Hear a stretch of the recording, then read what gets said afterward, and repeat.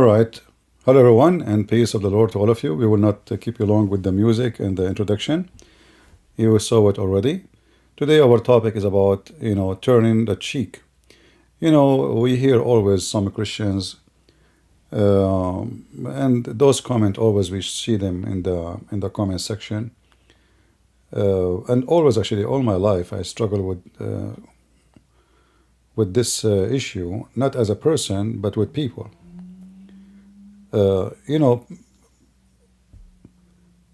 We have Christians, or the kind of Christians, who they are always use one verse to do anything they want.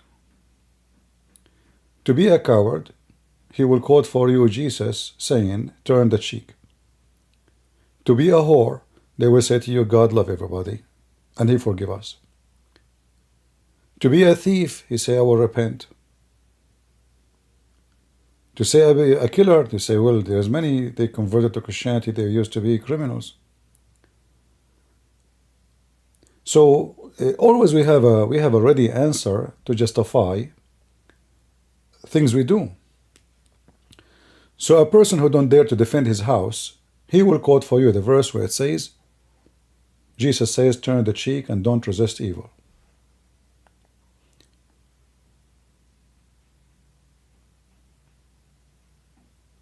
But this is really what the Bible teach? This is what Christianity teach? Those people, not only they are not Christians, those people are deceivers. They are evildoers. They use certain words from the Bible and they forget the rest. The Bible is a book. It's not a phrase. So if I want to quote what Jesus said, I quote what Jesus said, not only a sentence.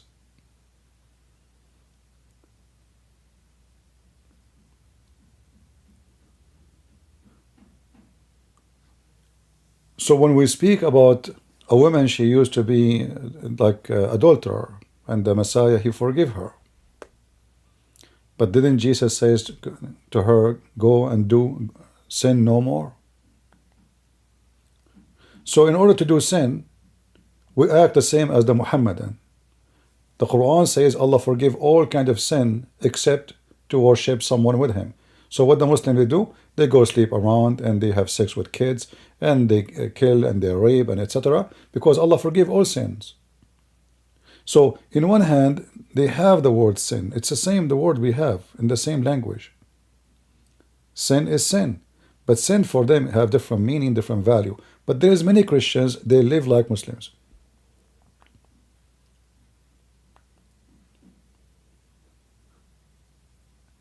They go sleep around, and then God is merciful. We cheat, and then God is merciful. We lie, and then God, He'll love us. But every human being lie. We lie too. So what?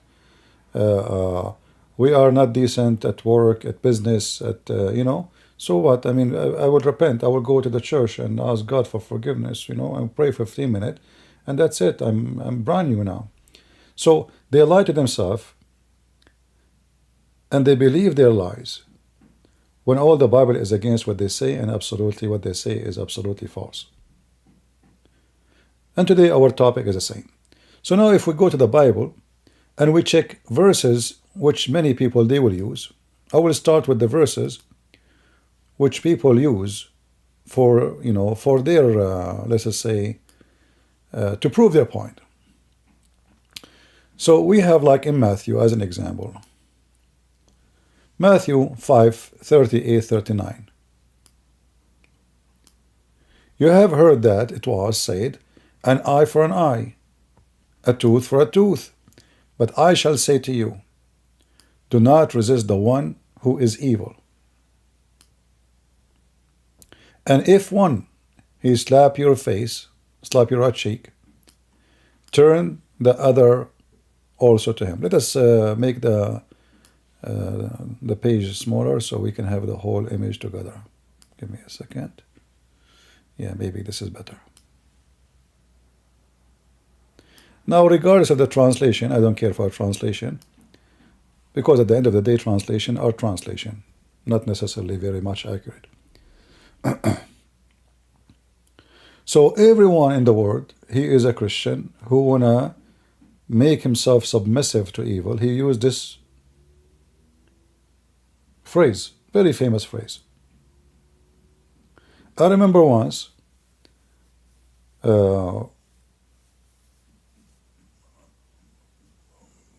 when I was in school, so a Muslim kids, one of them, he said to me, "Hey, how come you don't turn the cheek? Aren't you?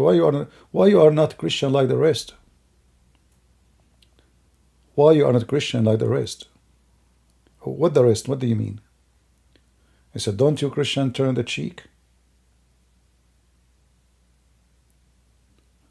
So the Muslims, they understood very well that those Christians, they've been taught to turn the cheek and not to resist evil. So he knew now he have a soft target. He knew that I can come to him, I can make fun of him, I can do whatever I want. He will not resist evil, because Christianity and Christians are not against evil.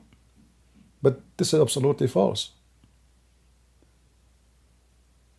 This is the most disgusting understanding ever anyone can come with. Yesterday, a Christian, he posted in the comment section saying, "Christian Prince, let us refrain from hate." But what hate I'm teaching? Well, look like speaking against terrorists is hate in Christianity, according to this person. So, according to his understanding, you can go check the comments still there. According to his understanding, that if we speak against evil, we are teaching hate. So look now what happened. Based on those stupid ones, I want to use the word stupid. I will use stupid. I will use all kind of words, even though the Bible forbids us from using that word against a brother. But those are not brothers, for those are the wicked men within us. For the one who promotes wickedness is a wicked man, and we can show you tons of verses about that. The one who don't even fight wickedness is a wicked man. The one who don't stand against wickedness is a wicked man. So now we are in a time where if you speak against wickedness, you are teaching hate. So what is the duty of a Christian then for those people? What make you Christian? What is a Christianity for you? You go to church and you wave your hand to Jesus. "Hey, hello Jesus, I'm here. Hey, I love you." And Jesus wave hand, you like, "I love you back. How are you doing?" That's it. If we go and check what Jesus said and what Jesus did, we will find that Jesus, all his mission is to stand up against wickedness.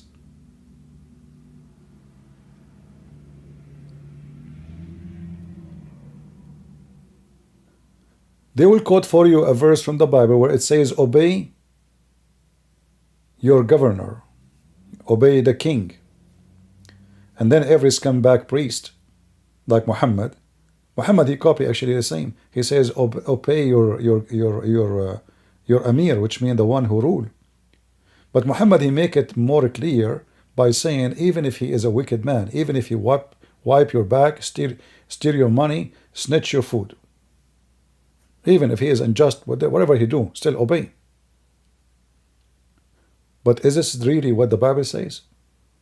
So they take one sentence, and the priests, they use it to subdue the crowd to obey a wicked king. If we go back on time a little bit, who of you did not hear about John the Baptist?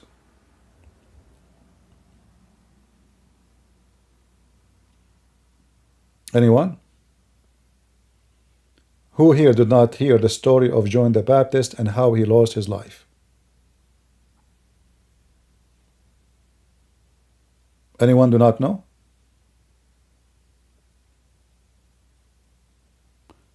Was John the Baptist, who lost his life for standing against a wicked king, was he a bad person? Or he was a very great man? A great character, a great name in the Bible? A wonderful person. John the Baptist, he lost his life because he stood against a wicked man. So when the priest want, They will quote for you the one to obey the king, but they will not say to you, we have a great example about not to obey the king when he is wicked.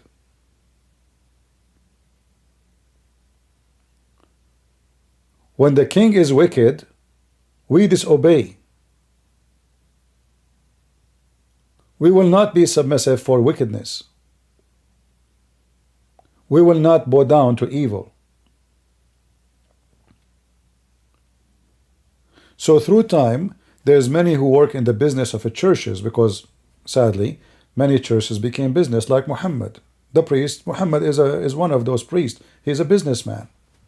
He wants your money, he wants your women, he wants your submission, he wants you to obey. And those priests, they were doing a great job taking the place of Muhammad. They are Muhammadan actually. So they became like a mafia. When they want, it's okay to go to war. When they want, you cannot go to war. When we cannot go to war, if we have a wicked king. We can go to war if it is against somebody else. We think he is wicked, he's our enemy. So we justify war when we want. We don't justify war when we want. We quote, the verse says, don't fight evil, turn your cheek when we want, and we ignore it. And then we quote the verses saying, the one who don't have a sword, go and buy one. And by the way, when the last time any of you heard somebody quoting for you that verse, that Jesus says, the one who don't have a sword, go and buy one? We don't hear it. In fact, I know many Christians, first time they heard from me. They said, Jesus says, go and buy a sword. Are you joking? Really? Where? It can't be true. Why? Because they quote only one verse. The one which is grant them a cowardness safety. Like, what my excuse not to fight evil? Oh, Jesus says that, but the reality is you are being a coward. You are a fraud. When somebody says to me, Christian Prince, let us refrain from hate when I'm speaking against Hamas, the first thing you ask yourself, what would happen if this man, Hamas, came to him in his house when he is there, and they start raping his wife? Let us choose the three options. He will claim that he is following Matthew chapter 5, where it says, turn your cheek. And then, based on this, after they finish with his wife, he will give them his daughter. He will say, hey, listen, where are you going? We're not done. We have to finish the sentence. You raped the wife? What about my daughter? She is younger. This is the other cheek. I have two cheeks. Is that what Christ taught you? How stupid, how foolish you look when you claim that this is what Jesus said.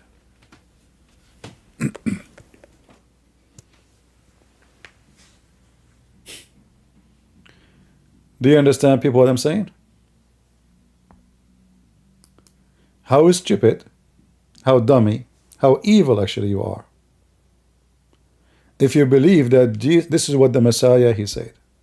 Who is going to respect you? God will not respect you. Your family will never respect you. I mean, if your wife, she spit on you forever, I will not blame her. God himself, he will send you to hell, for you are an evil doer.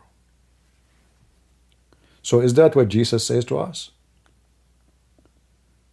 Jesus teaching people how to be peaceful in an individual matter, not about something very, very ugly and serious. Somebody hit your cheek. Not somebody want to kill you, not somebody want to rape you, not somebody want to burn your house, not somebody want to take your country. It is just somebody trying to do little physical harm or insult. A cheek is an insult. In the same time, in the time of the Roman, there was a law where if you hit somebody, like now, even now, there is some weird law, Like, you know, in Texas, not long time ago, I don't know if they still have it. There is some areas you are not allowed to put your laundry, like lingerie, in outside. Not allowed. There's a law, you cannot put men underwear with women underwear. Funny, right? Doesn't make sense, but it's people, they make law. So there was a law, it says the following: if you hit somebody in the left cheek, you go to jail.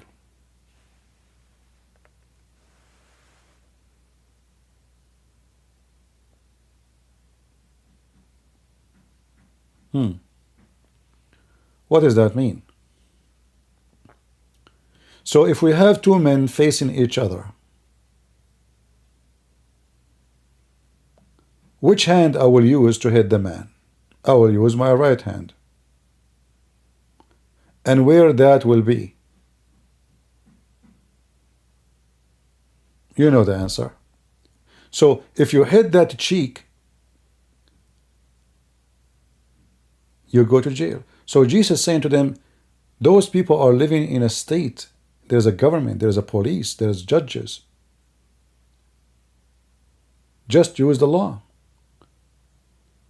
Same time, if you do resist by doing evil the same as he did, you are breaking the law, and you are, you know, doing more harm. You do not fix it. So what the solution now? We as a Christians, we start beating each other like you beat me, I beat you up, and we know we live in a country, we live in a state. There is a police, there is a government. So what the Messiah is saying to us, don't take revenge in a personal matter for something very simple. What about something not simple?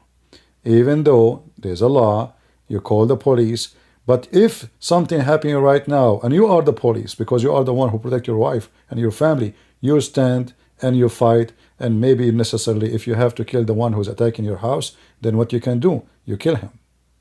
If this is what it's going to take to stop the death of your family member or yourself, then you defend yourself and you kill the criminal. So they take what it is for a very small thing. It's not about war. Jesus never had an army. When Jesus, he spoke those words, he was not speaking to leaders of an army.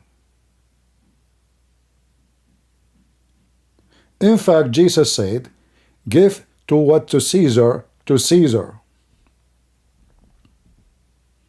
What Caesar have? Caesar have army. Caesar have police. Caesar have court.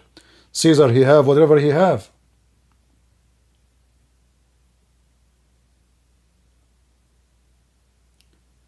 And the God of the Old Testament is no different from the God of the New Testament. We are not we are not a new religion.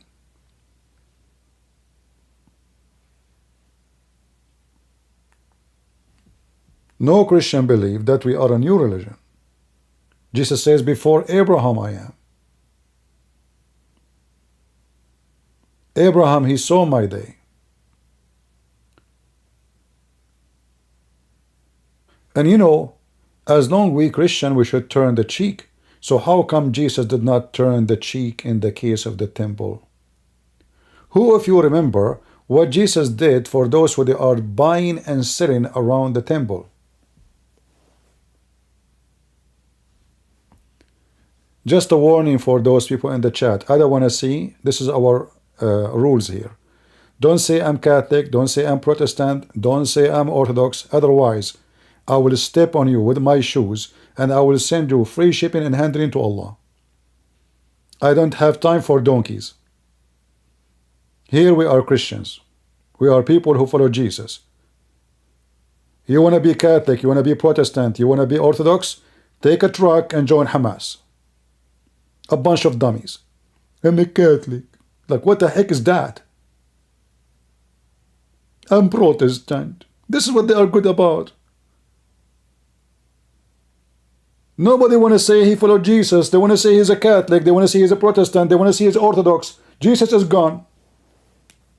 They forgot about Jesus. Like, where is Jesus in your life? He's nowhere. They drop his name.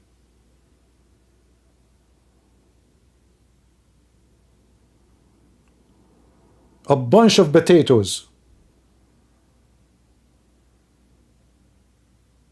They are heroes. You see, the same people they speak about, we have to be friendly and peaceful. Just say the word Protestant, the Catholic go crazy. Say the word Catholic, the Protestant go crazy. But they are peaceful.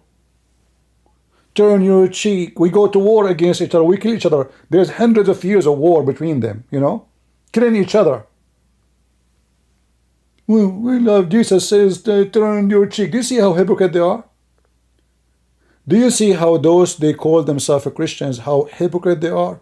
They are willing to go to war against each other, chop the head of each other for a debate over an icon or a picture. And then they say to you, Jesus says, turn the cheek.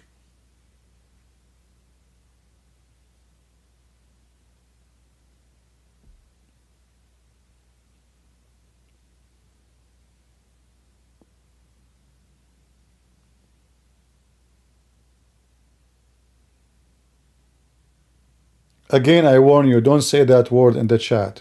I don't want to see the word Catholic, Protestant. I will block you. I'm not joking. If you want to come to my program here, never say those words. Don't respond to me and say the word.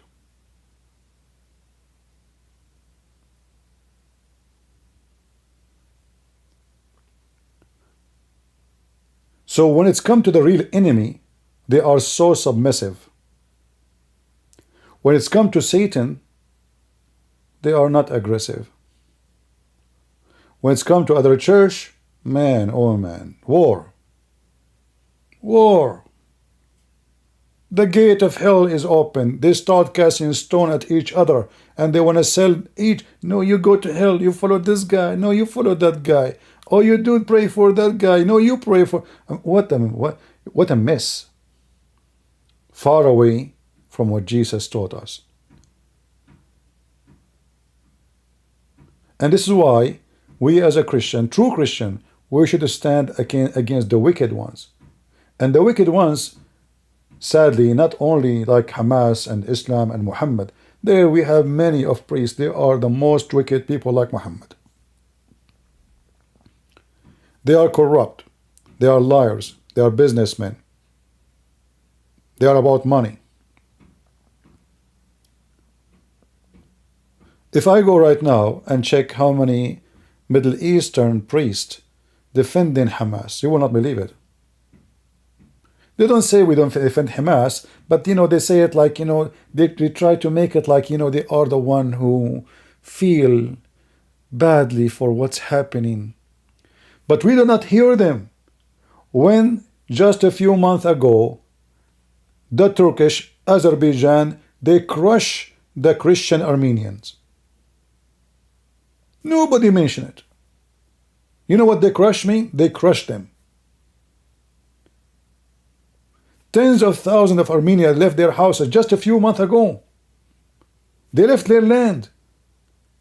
Who is the Christian priest who spoke about it? Nobody. Look like their Jesus, he cried only for the children of Gaza. Their Jesus, he never heard of the Armenian. Even we know we cannot compare. The people of Gaza, obviously, they support Hamas. They elected Hamas. They are hiding Hamas. Do you think really that hundreds of hostages, nobody knows what, not even a single civilian saw what happened in his street?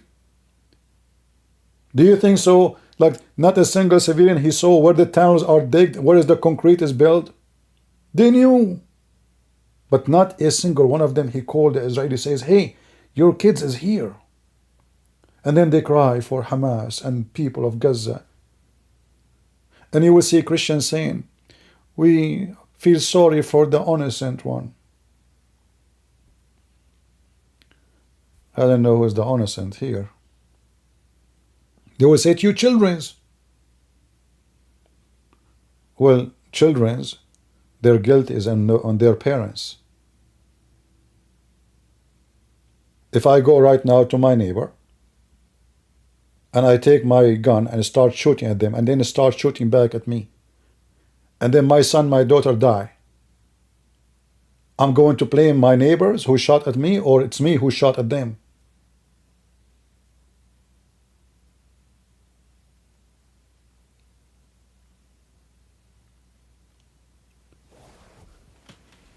The Messiah, when he went to the temple, he flipped tables.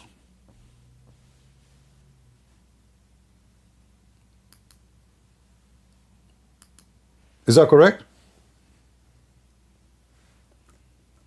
And he said to them, you made my father's house a bazaar. So what was the crime? What was the crime of those people deserve that we flipped table, we kicked them out, and he's using violence. This is violence.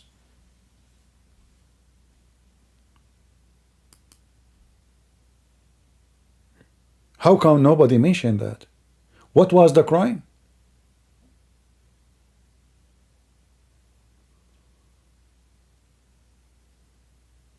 The crime they are making the outskirt of the temple, not inside even the temple. Not inside. They are not even close. You know, the temple have many squares. They are out. Those people, they want to make living. Is it against Christianity to make living? Absolutely not. But Jesus did not see it the same way. So why Jesus, who is the same person who said turn your cheek, is the same person flipping tables?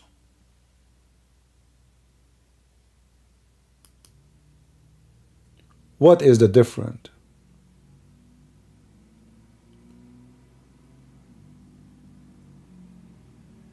Here you will see that Jesus, he have the jealousy for the house of the Father.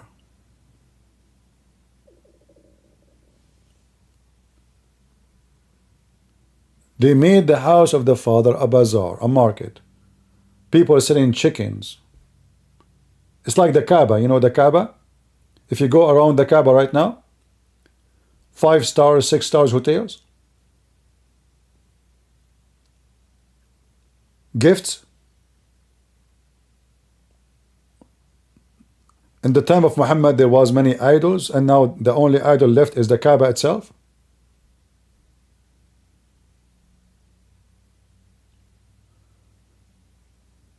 So when Jesus went to the temple, he found those people, they are having tables, selling birds, food, chickens, doves.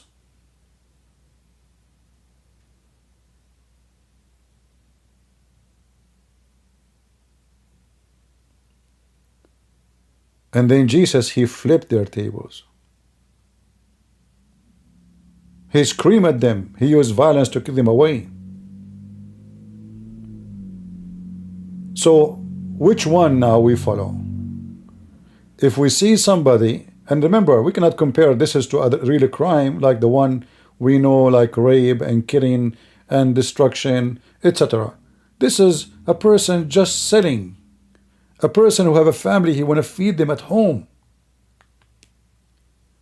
This is a person who is going to work, and he found that it's a great opportunity to work around the temple because this is where the traffic is.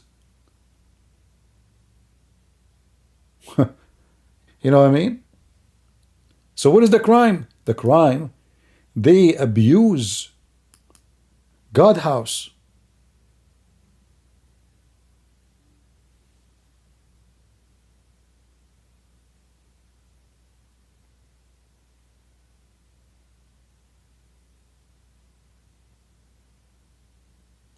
That's all. So they quote from you from Matthew, but they will not quote for you from the same book from Matthew. They quote for you from Luke, but they will not quote from you from the same book, Luke, because they quote only the verse they like. So they gather all those verses together. They will say to you, look, all of those, look here, it says, look, love your enemy, do good to those who hate you, bless those who curse you, pray for those who abuse you. I mean, what do you want more? What do you want more proof that you should not fight evil? This is absolutely not what Jesus is saying.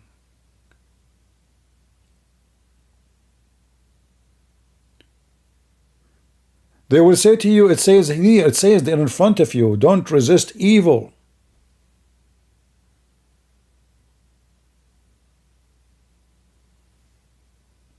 Don't resist the one who is evil. It's in front of you.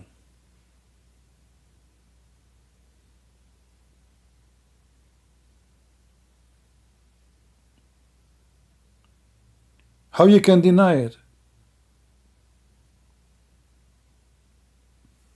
But Jesus was telling them, don't resist evil by evil.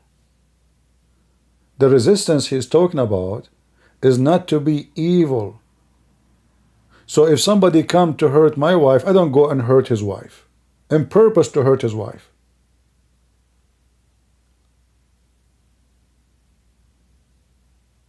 I don't go and kill a child of somebody because he killed my child.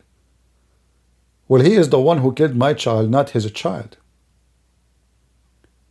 So don't resist evil by doing evil. In the same time, those are individuals. Those are not an army. When Jesus spoke in the mount, who was there?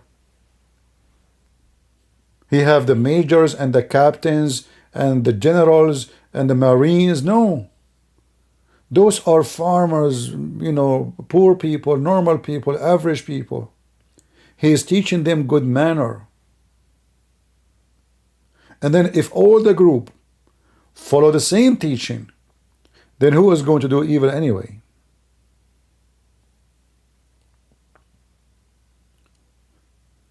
But when the Messiah saw them selling and buying, he flipped tables on them.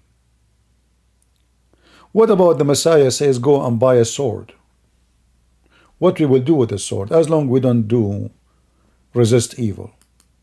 Is that for kitchen?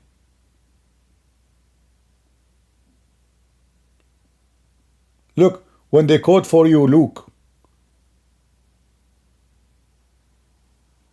is it possible that those priests and those Christians, they saw Luke 6, but they did not see Luke 22?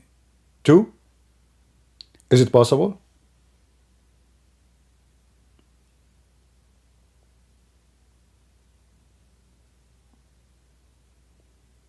If you go and read Luke 22, you will see that Jesus is preparing for them a mission. There's a mission when the mission have a struggle and involve weapon.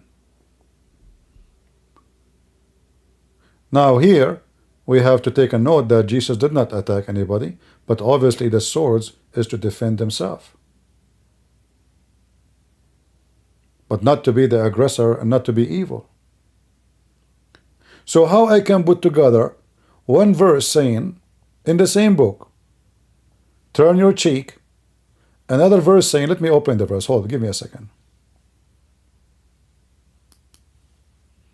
Luke 22:35, something like this. 35 to 38, I think.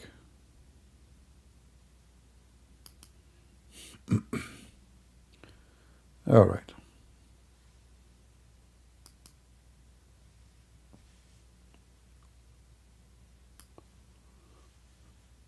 So if we look at the verse here,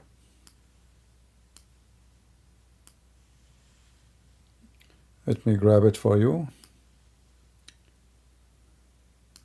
And we make the page smaller so you guys can see it.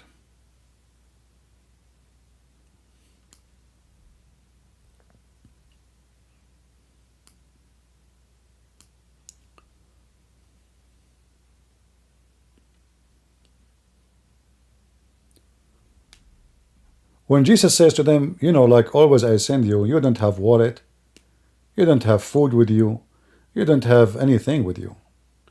Have you ever suffered from any, like you are not provided what you want? They said no. He said, but for now there's something new. There's something else. Your mission is changing.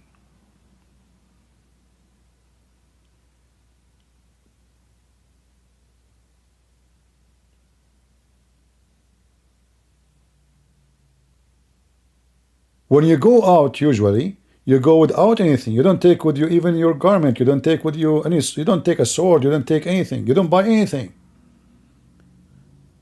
And we will be provided as always. But now, the one who don't have a sword, go and buy one.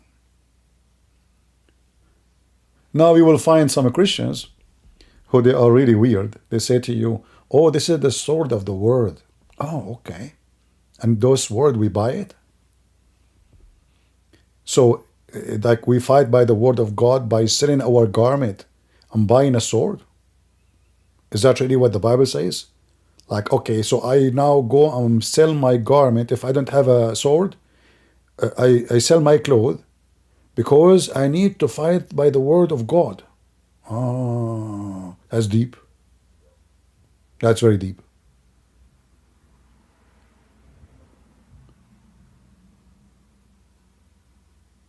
Isn't it Jesus, after he told them, the one who don't have a sword, go and buy one, and they said two, and then later we find that Peter, he's always carrying his sword with him? Isn't it what Peter, he did when he cut the ear of the soldier when he came to arrest Jesus? Now, one of them will say, see, well, Jesus told him, put your sword down. Yeah, Jesus says, put your sword down. You don't want me to take the cup? Which means Jesus, he knew that he is going to do this. He is telling Peter, don't prevent what I came for. They quote only what they want, and they forget what they want.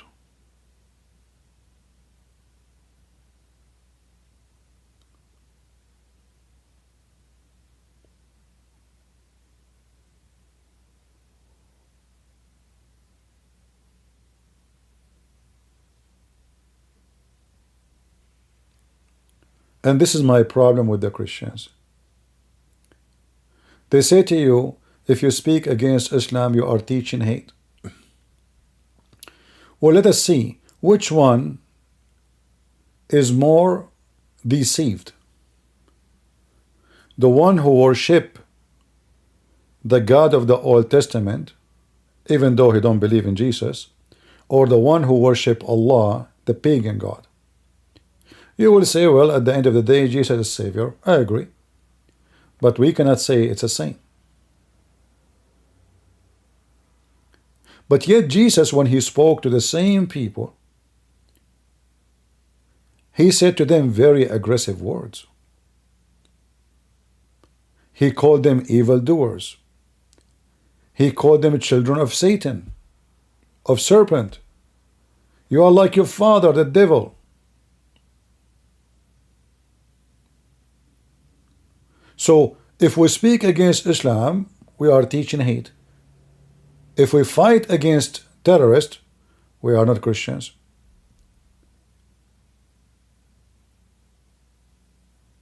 If we debate Muslims, that's not what Jesus said. But if you go and read the Bible, you will see that Jesus, he spent his life debating people, even insulting them, calling them all kind of names which they deserve. Liars, hypocrite, evil, son of serpent.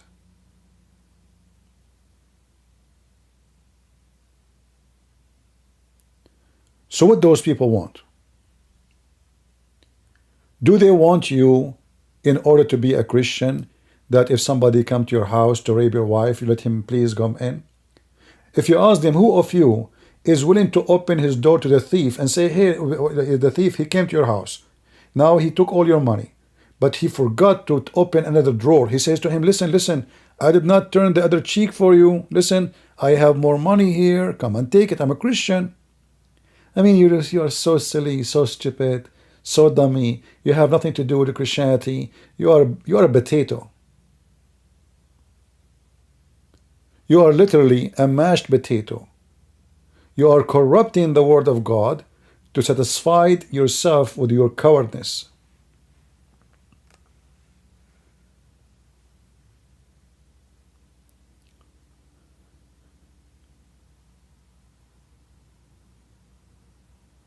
So either you will be someone have jealousy, like Jesus, who turn the tables and flip them upside down over those who make the house of God a place of buying and selling.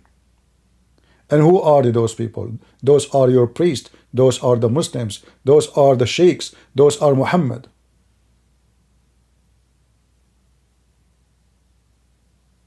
So a Christian who witness anyone he temper with the house of God, with the word of God, he should be jealous like Jesus. And he should do what is good to do, fit with the incident. So if somebody come in to rape your wife, you give him what he deserves. Whatever, even physical act you need to do in order to stop a physical crime. If the crime is by words, then we respond by words. If the crime is a lie, we respond by the truth.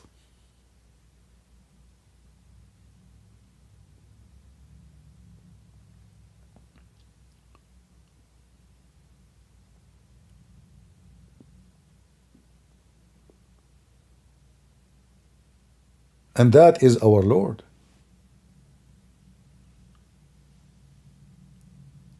All his life is about struggling with liars. He came to fight evil. So when he said to you, don't resist evil, he's not talking about we don't resist the evil. We don't resist evil by evil. And there's other verses in the Bible speak about that. You see, the Old Testament and the New Testament, they complete each other.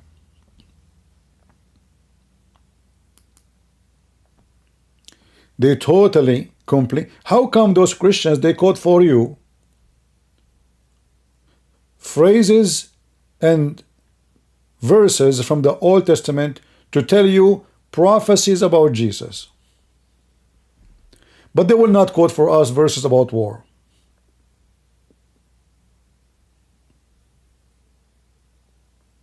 Isn't it this is weird? So the Old Testament, there's nothing. Are we acting like the Muslims? You know, they take one verse and they say we don't care for the rest, we care only for this one. Do you see the hypocrisy?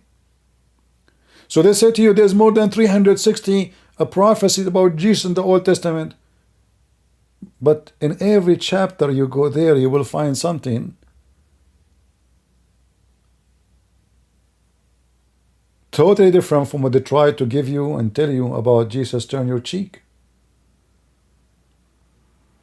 Is the God of Moses was the same God of the Christians? Was the God of David is the same God of the Christians? Did God change his mood? So he was in a mood of war and now he's in a mood of peace? No, nothing changed. Absolutely nothing changed.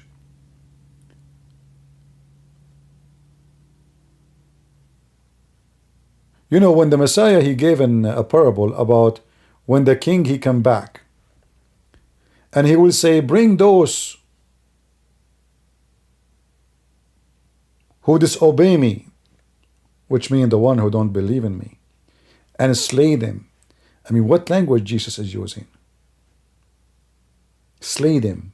I mean, you could not find a better word.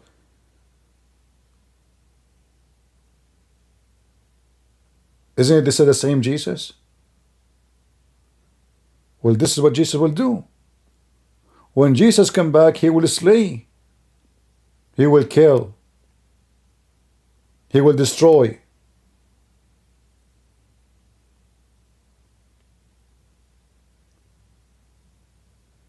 Is it the same God of the Christians? Is the same God who did the flood of Noah?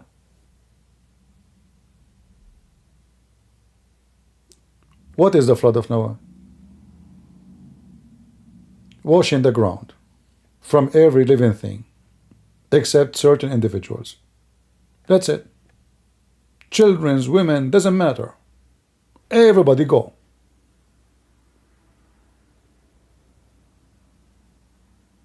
So they quote for you a story when they want, and they forgot the story when they want. Especially if this is a story proving them wrong.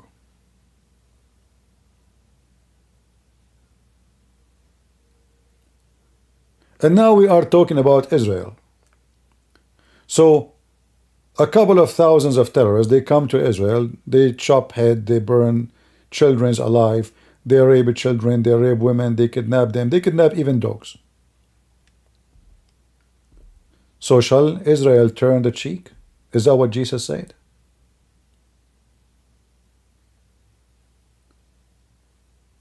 There's a huge difference between personal hate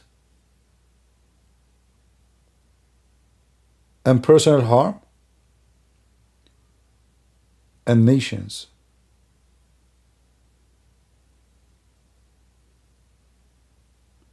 And the proof of that is in the Bible. Isn't it God, He promised His people that nobody will touch you? Isn't it the same God?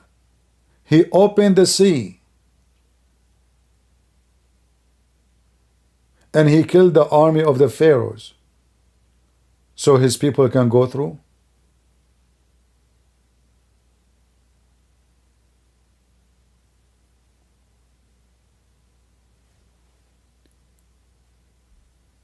We have the same exact person as God.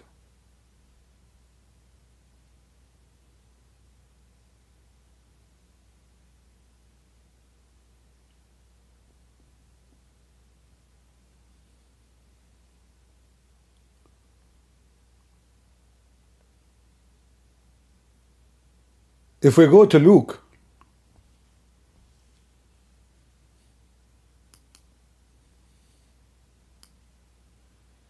we are in Luke right now, but let's go to other verse in Luke.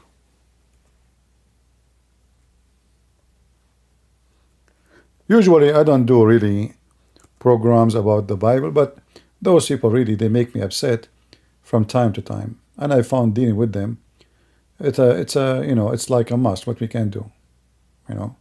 We have no choice.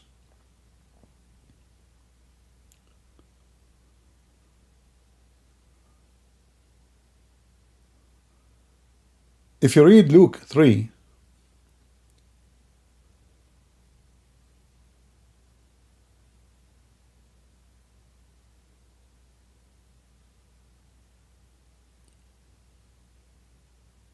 it says there, stop being a soldier. What do you mean? What stop being a soldier? What does that mean? Some soldiers were questioning him, saying,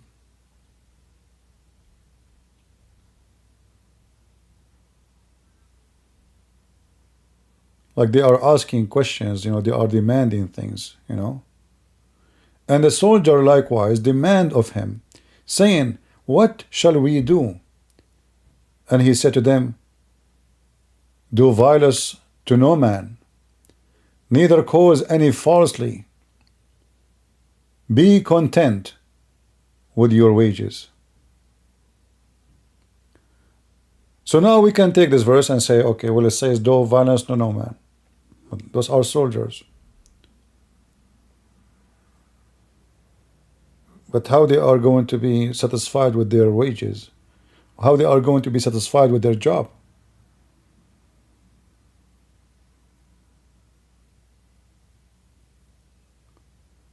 In fact, what the verse here is saying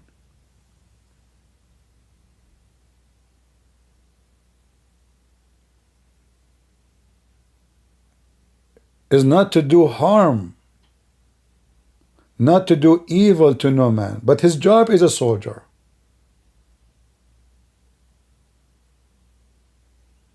It doesn't say don't be a soldier no more, like leave your job.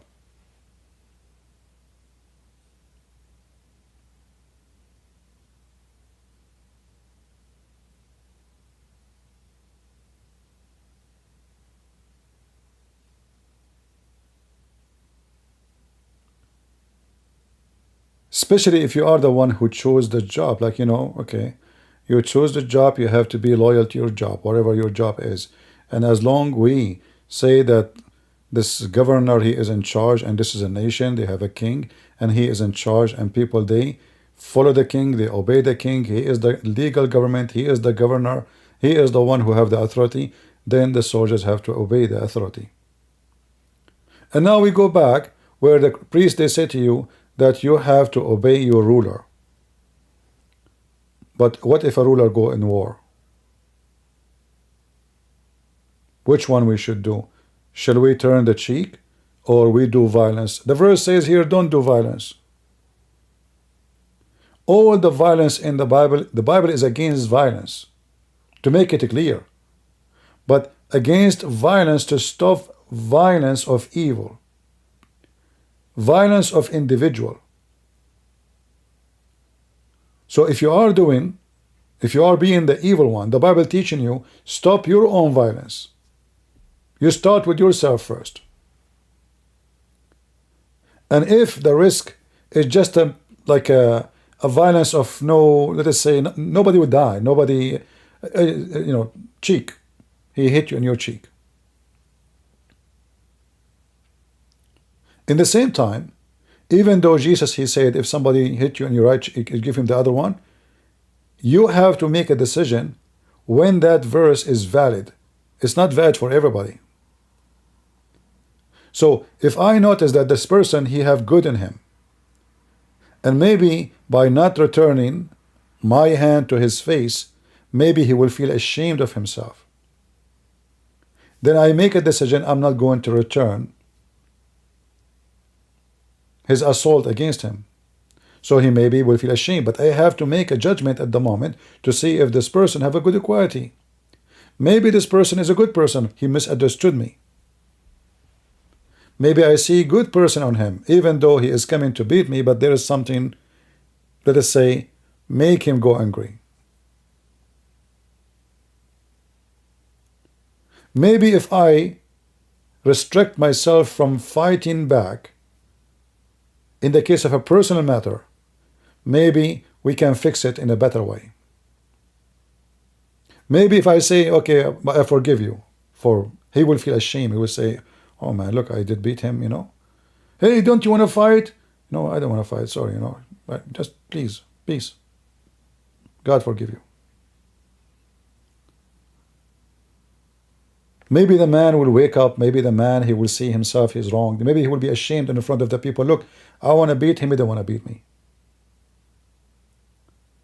So the verses in the Bible is about to solve a personal issues. This is not about nations. Otherwise, we have tons of verses in the Old Testament and in the New Testament go against that.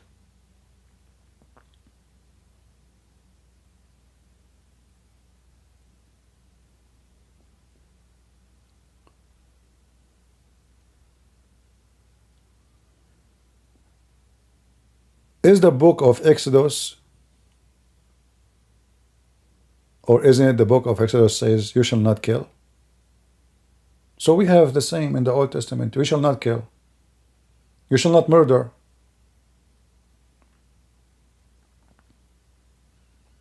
This is not new. Nobody have the right to take the life of somebody else. However, we don't have the right to take the life of somebody else, but if somebody took the life of somebody, then that person, he lost his right to live. If somebody murders someone, this is what the Old Testament said, and this is what Jesus said. The one who lives by the sword shall die. So if you are the attacker, and you are the one who start attacking, and you kill first, you lost your right to preserve your life, because now you are guilty of a crime. And the law is, those who commit murder, they must be killed.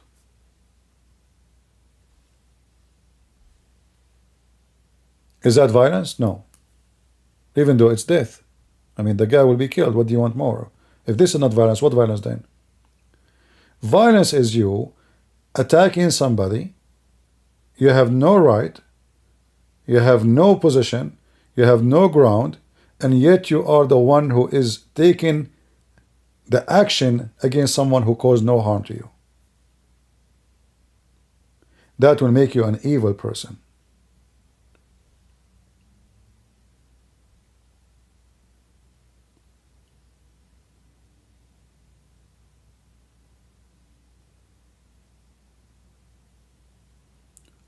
So if we want, we can take verses as we wish, and we can divert them from the truth. But remember, Christ is coming for justice. He is not coming to increase evil and to support evil. And Jesus stood against evil. And even sometimes evil is done in the name of God. Like when the Jews, they come and they want to stone the women. And then Jesus says to them, the one who don't have a sin, cast your stone.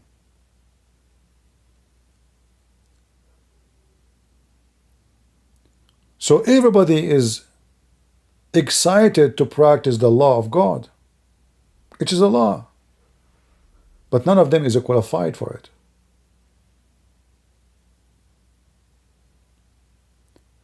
But does that mean Jesus is defending someone doing evil? Does that mean Jesus, he is telling the women, go and be a prostitute, go sleep around? Or Jesus says to her, go and sin no more. It was just an opportunity for you to repent. And obviously the Messiah, he noticed that they are chasing the women, but there is no man. Hypocrites. Have you ever heard of somebody committing adultery by himself or by herself? What is the man? So they go after the poor women. Maybe the man is a rich man, important man. Nobody there to touch him. They chase the poor lady. So here we learn that the Messiah is against violence, support mercy, support peace, but stand against evil. He stood against evil from the beginning of time. He stood against evil when people, they make the God name a business, a bazaar around the temple. He stood against evil, those who they are coming to stone a woman, even though she is guilty. But they are no better.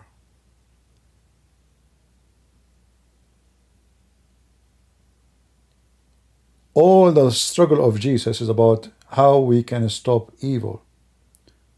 So if Jesus says don't resist evil, he's talking about not to resist evil by evil. This is why he mentioned, it says to you eye for an eye. Well, this eye for an eye is still valid. Because we just mentioned, the one who killed, he must be killed. If somebody killed, he must be killed. Jesus is not saying to them, don't practice eye for an eye, but I say to you,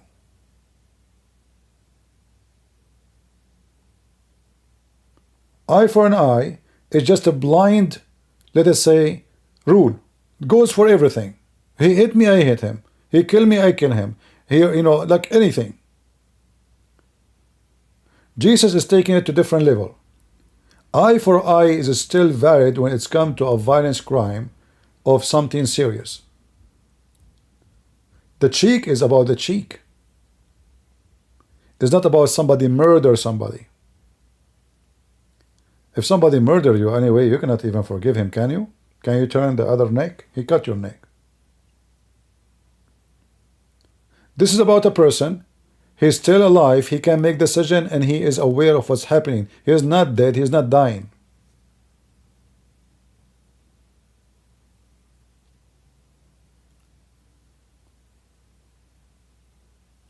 So, can we Christians go to army? Absolutely. Can we Christians have an army? Absolutely. Can we have police? Otherwise, if you think no, you're stupid. You are literally stupid. Jesus, he set the rule for us. If you go to Matthew 26, where he said to Peter, put your sword back in its place. Who is the one who took his sword first? Peter. Who is the one who hit with his sword first? Peter. Who is the one who did the physical harm first? It was Peter. It's not the soldier, he hit Peter. It's not the soldier, he tried to kill Peter. It was Peter. He could not take it to see that they are coming to take the Messiah. So out of his jealousy, he decided from his own decision to take action into something extreme. Then what Jesus says to him, that the one who lives by the sword shall die. So, but Jesus, he just said that I approve the Old Testament eye for an eye. Are you with me?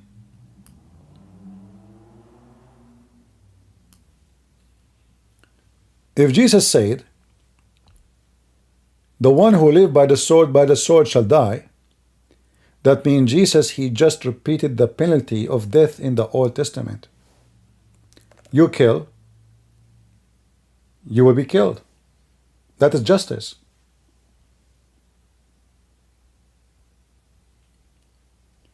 So how we are not allowed to resist evil?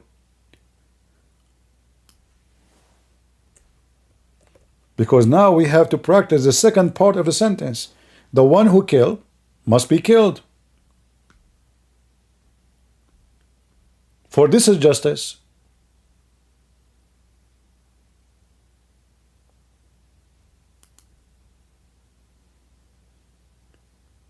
Then said unto him, put again the sword into the place, for all they take the sword will be perished with the sword.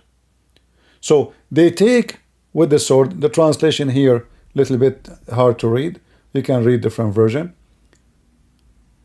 If you take life by the sword, well, you will be perish, because this is where that will take you.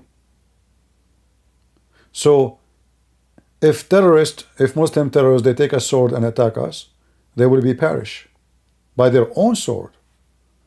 Because if they did not use their sword against us, we will not use our sword. If a criminal did not come to my house to kill me, he will be safe. I will never attack him. I have no business with him. Why I want to attack him? He perish by his own hands. Those who commit crimes, they kill themselves by doing violence, which is not justified in any way, in any mean.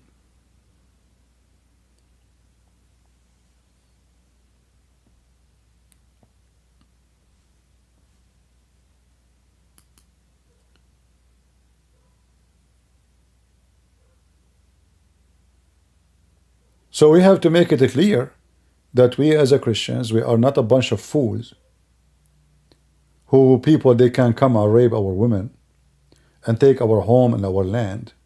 That does not make you a Christian. That make you a fool. That make you stupid. In fact, you are encouraging wicked ones to take over the world. If nobody stand against the wicked ones, you see the Bible says don't resist evil, right? Talking about evil one who is individual, like, just being like, don't be, let us say, he is being like somebody bully me. Shall I bully him? And that is that going to make it better? No. So now we have to bully. This is about something personal. This is not about something extreme. Not about somebody will rape, this is not an evil about, you see, for Jesus, for he is very, very, very amazing in quality. A lie is an extreme evil. when you lie, is an extreme evil. When you take oath, is an extreme evil. So because Jesus' equality is so high, he used the word evil, but for us we might think maybe he's talking about rape, maybe he's talking about killing, maybe he's talking about war. No. For Jesus, anything is disobedient to God is evil. It doesn't matter how small it is. This is why he mentioned if somebody hit you in your right cheek, give him the other one. He did not say if somebody rape your wife. He can use it. He can say if somebody want to rape your wife, let him do it. He's talking about a personal harm done against you, something not threatening to life or even something bigger like rape or otherwise. Jesus himself, he commanded them to take swords to protect themselves when they go between city to cities. And that is the purpose Peter was carrying a sword with him. Having a sword with you will prevent the thief from thinking about attacking you, because now they knew they are arms. If they are not armed, they will find them a soft target. So the Messiah did not order them to buy sword to go and attack the thieves. This is not your job. There is a police. Those are disciples of Jesus. Their job is disciples. Their job is not a policeman. But he never said police is not right. In fact, when the police came for him to arrest him, he supported the police, even though they are coming to arrest him, even though he have no guilt. For he knew that those police are doing their job. They are not the criminals. They are sent. They've been given command by the court to bring this person. So if I shoot this policeman, what is guilt? He's nobody. He is just an employee, poor employee, have a family. He come to arrest me. I shot him. Now I killed him. I destroyed his family. His children are orphaned just because I am not guilty. What about him? He is not guilty too.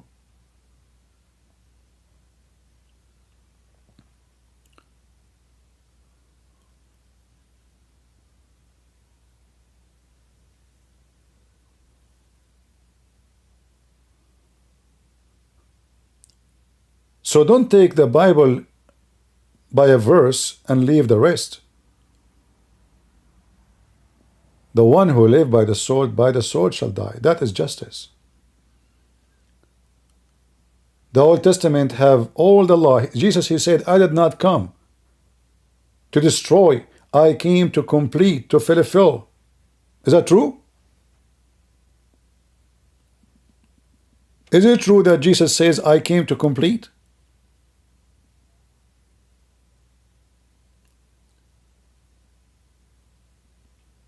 Complete what? That means this is why, as a Christians, our Holy Bible is not just the New Testament. Because Jesus, he came to complete, not to destroy. That book is our book. That law is our law. That God is our God. The God who said to them, when you go to the field, when you go to war, I will be with you, I will be fighting with you, is the same God. But why God is with them? Because they are right. So the main point of when we go to war, when we don't, when we do violence, when we don't, is when we are right. So violence is rejected in Christianity. Totally rejected. But violence as just is a must. It's not because we like it, it's because we have no choice.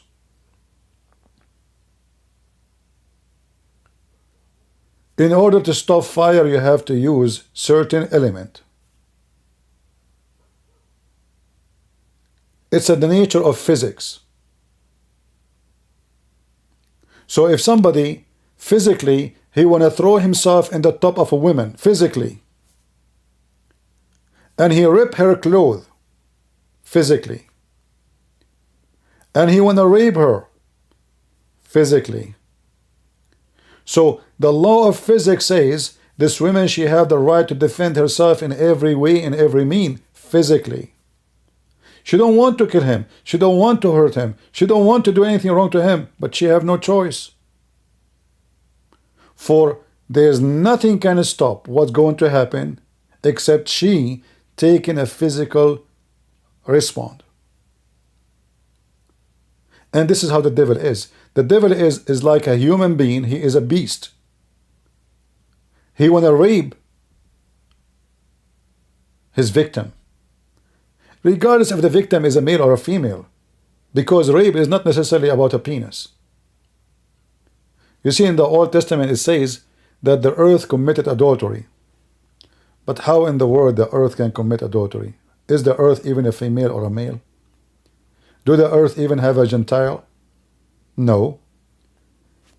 Adultery in the Bible is sin. Is not necessarily about sex. So the earth committed adultery, which means the earth is full of sin.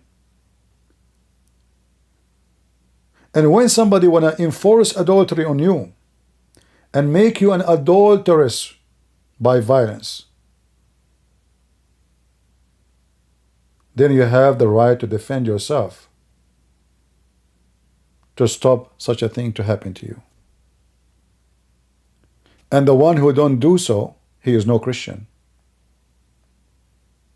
The man who don't defend his wife, his family, he is no Christian. He's nobody. He's just a coward.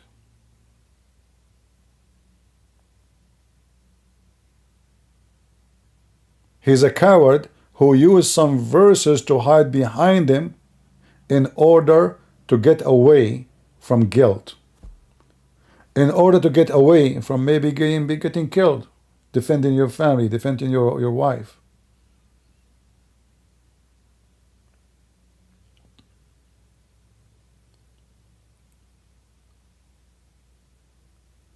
Our Messiah, the King of Kings, he will come, he will rule, and he will slay everyone who disobey.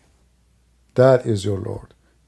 They keep painting an image for you that the Messiah is a hippie person. He gives hugs to everybody. That's absolutely false. The Messiah is the same person who flipped tables. The Messiah is the same one who insulted them, the same one who threatened them, you will go to hell. The same one he said to them, you are like your father, the devil.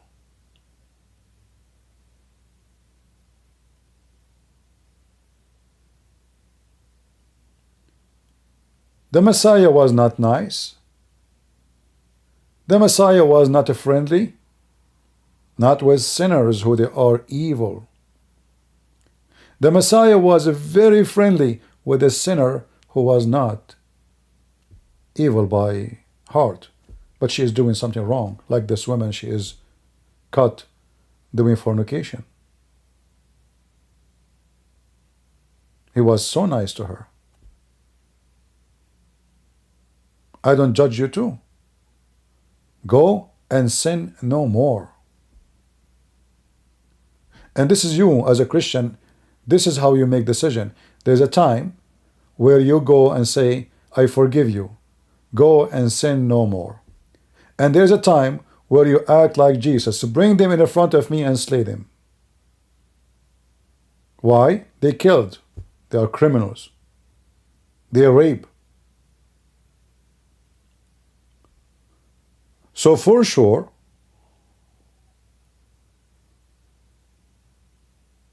if I am right now in the Israeli army, I will be honored to join force with them and go after those filthy criminals. You know, when in the Old Testament speak about the Amlek, when they attack you from the rear. They attack you from where? From the rear. Do you see how God is so angry from them? He told them to kill them all. Why? They attack from the rear. Do you know what the rear mean? In war, men, they go in the front. The fighters, the soldiers, the men, the healthy, and at the back, at the rear, children, women, very old men. So what they did, they attacked them from the rear, which means they did not attack the soldiers, they attacked the women and the children. And this is what Hamas did. They attack you from the rear.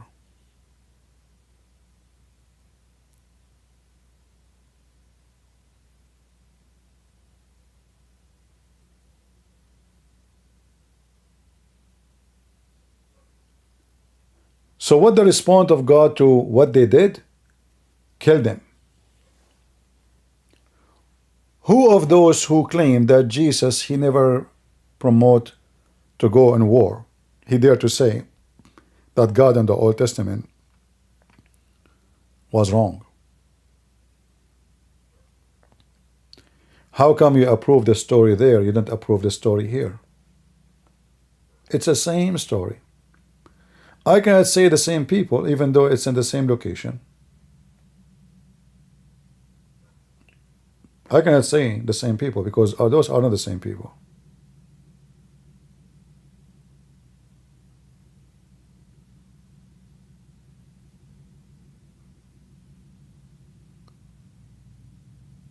So I say to you, a Christian is not willing to defend his house, his family, his land, his country is no Christian. In fact, you are an evildoer. A Christian who see a woman being raped and he watch and he say, I don't care, he is a rapist. He himself is a rapist. He is a partner in the crime. Either you will be the same as John the Baptist, who stood against a king, not a guy in the street, a king. And what the king did, he chopped his head. They tried their best to make him change his mind. He is very, very beloved by the people. He knew that will make a lot of people angry. The king, he knew that. Still, John the Baptist, he will never bow down to a wicked man. He stood against evil. He did not use sword. Well, he don't have one. And if he have one, what he can do with it? This guy is a king.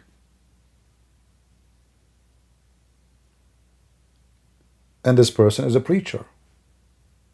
He's a prophet of God. He's a preaching. He's not going in war with anyone. He is going in war by the word against every evil around him. But even such a person, evil did not let him go.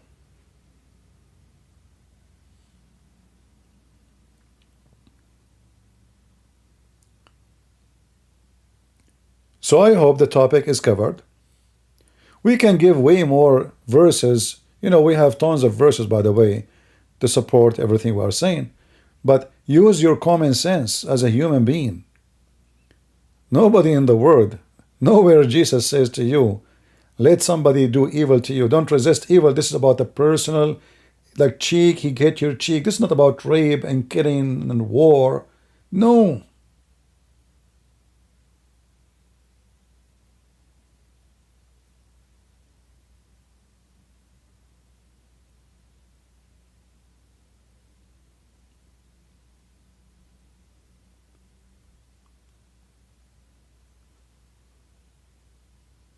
When you permit a murder or a murderer,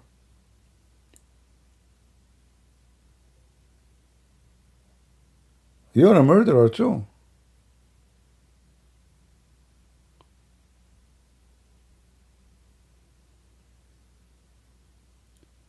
You know, if I was in Israel a day before Hamas attack, and I heard that Hamas is going to attack tomorrow. If I make a phone call to the Israeli, I know that this call will cause those Hamas, all of them, they are coming tomorrow, they will die.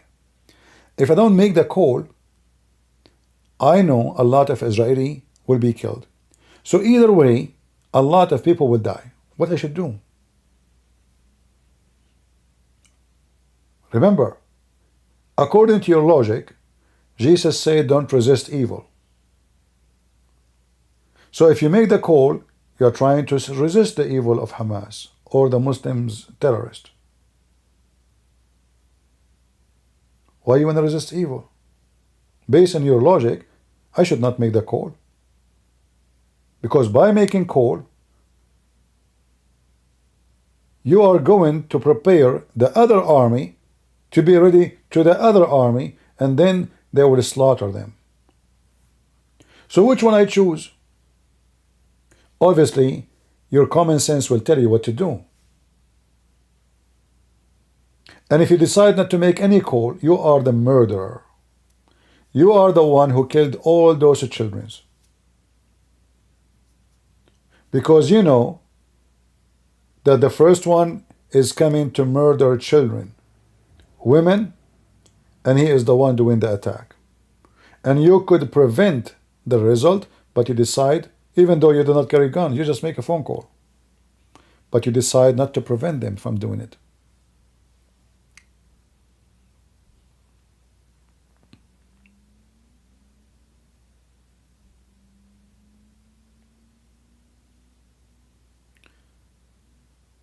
You know, when the Old Testament speak about if a thief he come to you,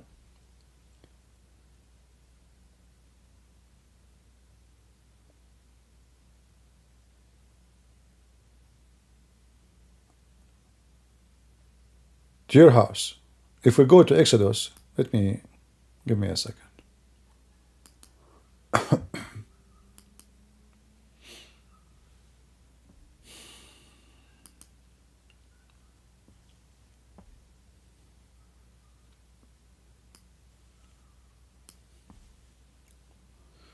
All right. So if we go to Exodus here,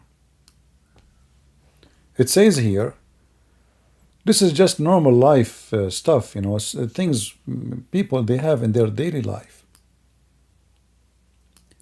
If a man shall steal an ox or a sheep and kill it, or said, he shall restore 5 oxen.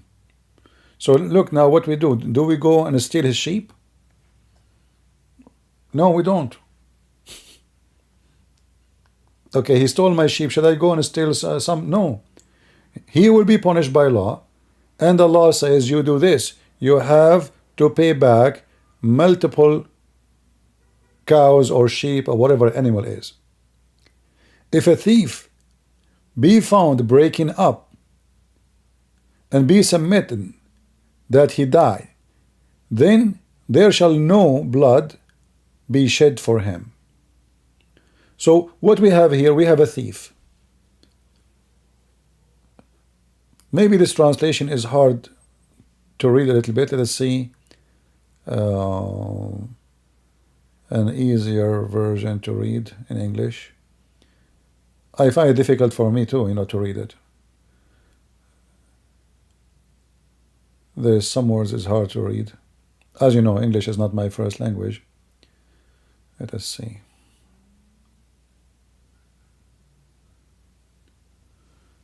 Okay, let's see the new version of it.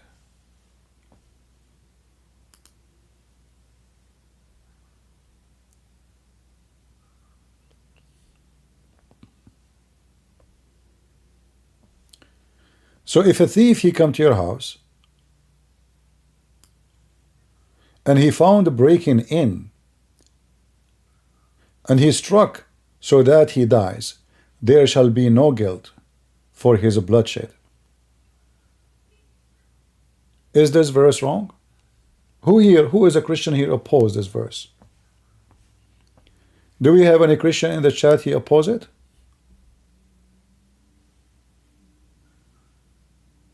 If there is any Christian in the chat, he opposed this verse. Isn't this the same God of the New Testament?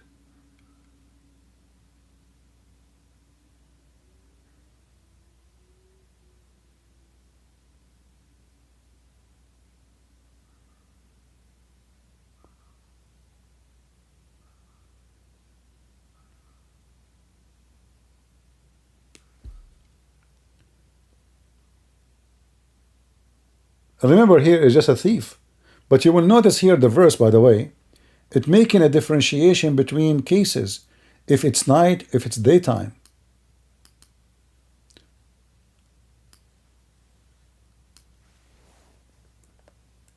Do you see how beautiful the Bible is?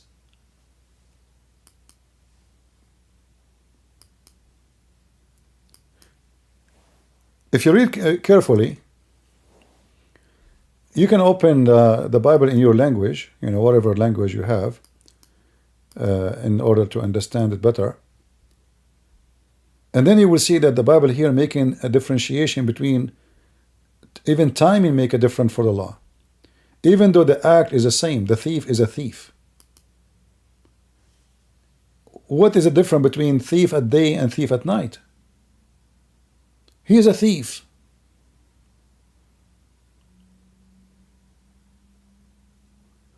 But the one who come at night, he is taking advantage of people, and he might be even coming to kill.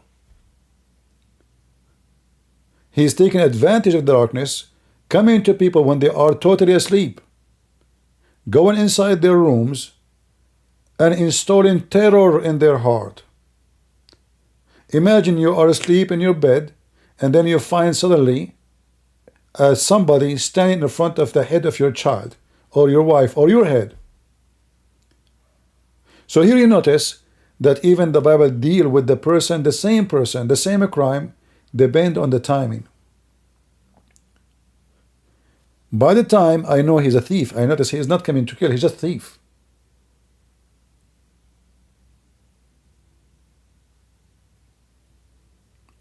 He is not coming to kill.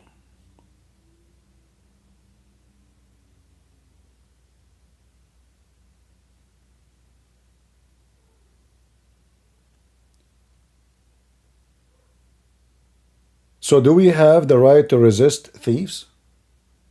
Absolutely. What about then if a thief can be killed? What about someone? He is coming to kill me. He did not kill me yet.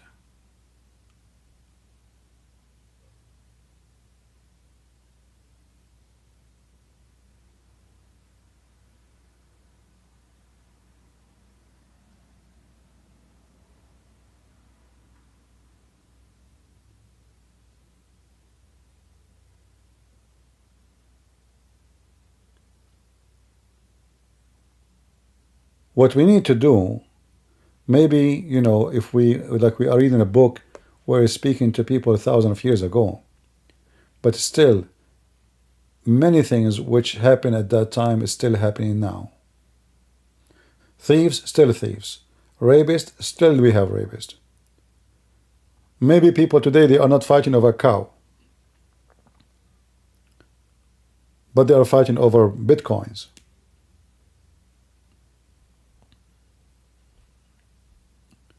People are still fighting over land. Still we have rapists. Most of the crimes exist at that time. It still exists the same.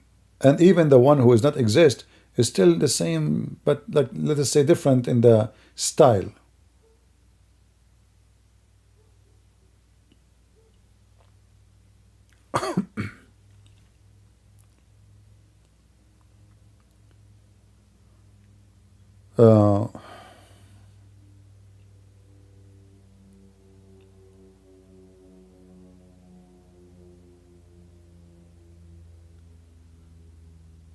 And the funny is, some of them, they will try to say, well, Jesus did not resist crucifixion. Well, Jesus, he is coming from the first day for this. This is why Peter, he told him to put your sword down. And he said, you cannot prevent this cup from me. Are you going to prevent it? So Jesus' story is not your story. Are you born so you will be crucified? Is that your mission? No.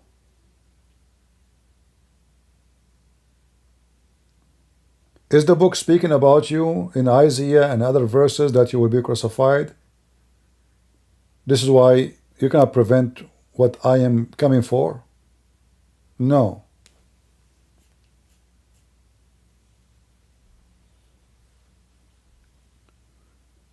Do we have any question?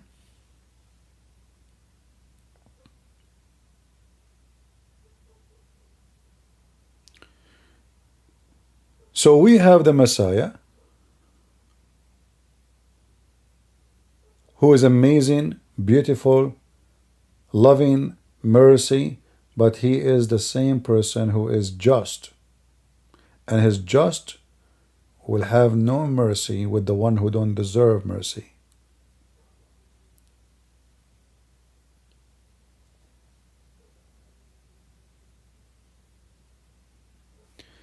Someone saying, if Jesus destined himself to be killed, does that mean he committed suicide? You know, committed suicide, I don't know if you know what committing suicide mean. Suicide, you clean yourself, not knowing that you will be killed. There's a huge difference. And obviously, some of us do not even know what the word means. So, if somebody, you see, we are talking about the Messiah who he knew the future. Is that correct? If the Messiah is a person, he is qualified to be say that he knew the future.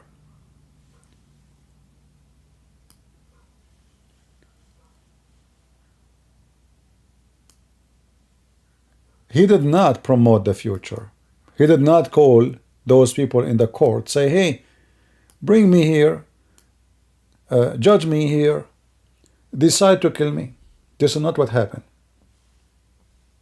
What happened is that Jesus, before Abraham before Abraham he knew he is going to come down to this earth and he can see the future and he knew what's happening. However, still he want to show you how much he loved you in the cross. Even he loved the Jews. He said to them, forgive them, Father, they do not know what they are doing. So there's a huge difference between somebody calling somebody, can you shoot me in the head? And someone, he knew the future. This is why the Messiah, he says, nobody can take my life from me, but I lay down myself. But that is qualifying him to be God, not for me. You can take my life. If you shoot me, if you stab me, you can. In the case of Jesus, you cannot, unless Jesus, he lay down. Why he lay down? Because simply, he have a mission to show how his love, even to the maximum, which is death. And he did that. Imagine if Jesus, when he was in the cross, he started cursing the Jews. What happened to the person who says, love your enemy? And this is how you know false teachers. False teachers, they teach you how to be peaceful, but when you get hurt, or he get hurt, he is all over the place. This is the Messiah, is in the cross. He's not on a chair. He's not in the coffee shop. He's not drinking coffee. He is in the cross, dying slowly. He have nails in his feet, have nails in his hands. He have crazy stuff in his head to hurt him, to make him bleed. Even water did not give him water. Yet the Messiah, he said, forgive them, Father, they do not know what they are doing. So, based on the Messiah teaching, the Messiah love is what making the Messiah go and complete the mission, which he knew the end of it. But the Messiah never called somebody, says to him, hey, hello, come and kill me, I want to commit suicide. That is your false understanding.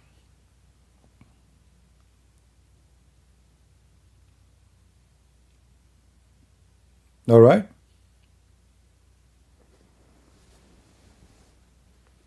We don't believe in a predestiny where somebody, like, if this is the case, then maybe Jesus, he is the one who made those people kill him. No, this is not what we believe. We believe in a free will. This is why Jesus says, not everyone says to me, Lord, Lord, will enter the kingdom of my Father, but the one who do his will.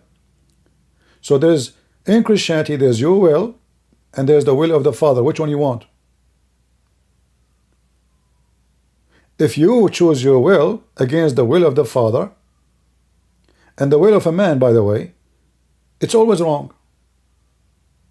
Which one is more appealing? A party where a bunch of women wearing almost nothing, or maybe naked, and drinking and sex and etc., or a church to go pray to God? Obviously, we know the answer. The party is more appealing.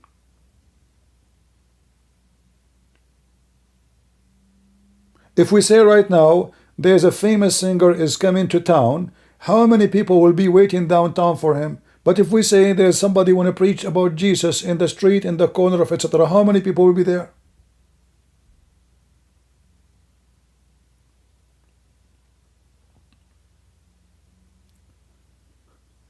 So, as a Christian, we believe in free will. Even the Messiah, he himself, when he was in this earth, he's not appeal himself to the death. He asked the Father, and then he said to the Father, let your will be done. You made the decision. You wanted to let it happen? Let it happen. I can see it, and you can see it. Let your will be done. So even the Messiah, he gave his will to the Father.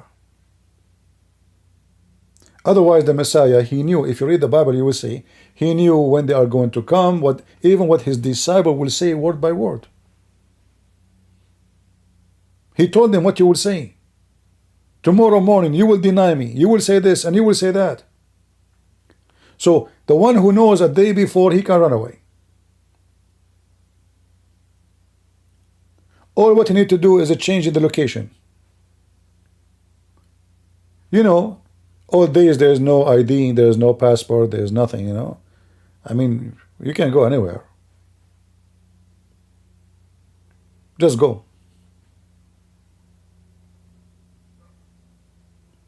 How can there be free will if God all-knowing? That's very easy. Future can be seen by God, can't be seen by you, but you make your future. So if your future is already made by you or not, does not change the ability of God. This is not about if it's made or not yet. It's about God, he see the future.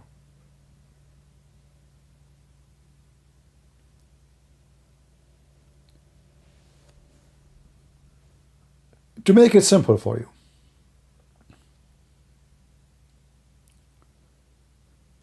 when we have weather news, the weather news, are they really predicting or they knew the future? They are prediction.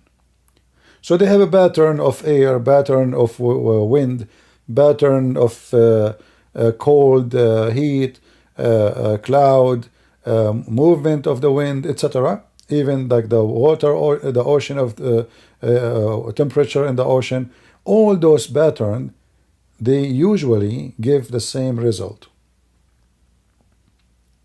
So when they predict the news, they put all the information. Temperature of the ocean is, let us say, 20 degrees.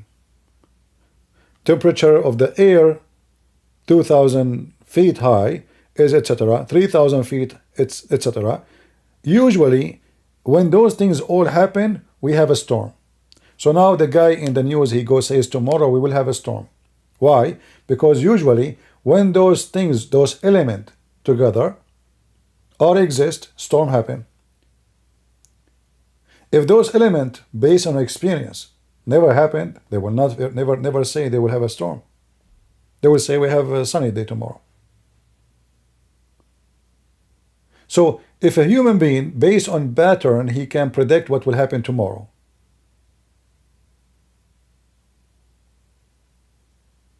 Can God have his own technology? Or he cannot? If we can call it technology. I'm just trying to make the image for you simple. Can God be able to see what we don't see? So why we call him God if he cannot? When we say God, it's almighty, and almighty, that means he have a might no one have. So if you are comparing yourself and your ability to what God's ability is, you are mistaken. But it's very clear, in Christianity, it is a free will. There's only two things in Christianity, or let's say three things, are not a free will. When you are born, you did not choose to be born. You did not. When you die, you did not choose to die, unless you are committing suicide. When you go to heaven or to hell, You did not choose to go to hell or to heaven. It's God's choice. However, how that will happen? I thought if I believe I will go to heaven. Exactly. So God, He made a decision that if you go believe in me, you'll go to heaven. If you don't, you'll go to hell. So He made, they say, He put the rule for you. He said, you're born, you die. You go to hell or to heaven. Your birth is not your choice. Your death is not your choice. But God, He partnered with you in the decision where to go at the end. You have only two options. This is a decision. It's not up to you. Either hell or heaven. You choose which one to go. But God, He chosen for you only two options. There's no third. So you have a free will, but the free will is just about where to go. To heaven or to hell. You cannot make third or fourth or fifth option. So yes, it's a free will, but it is about you deciding to go between two locations only.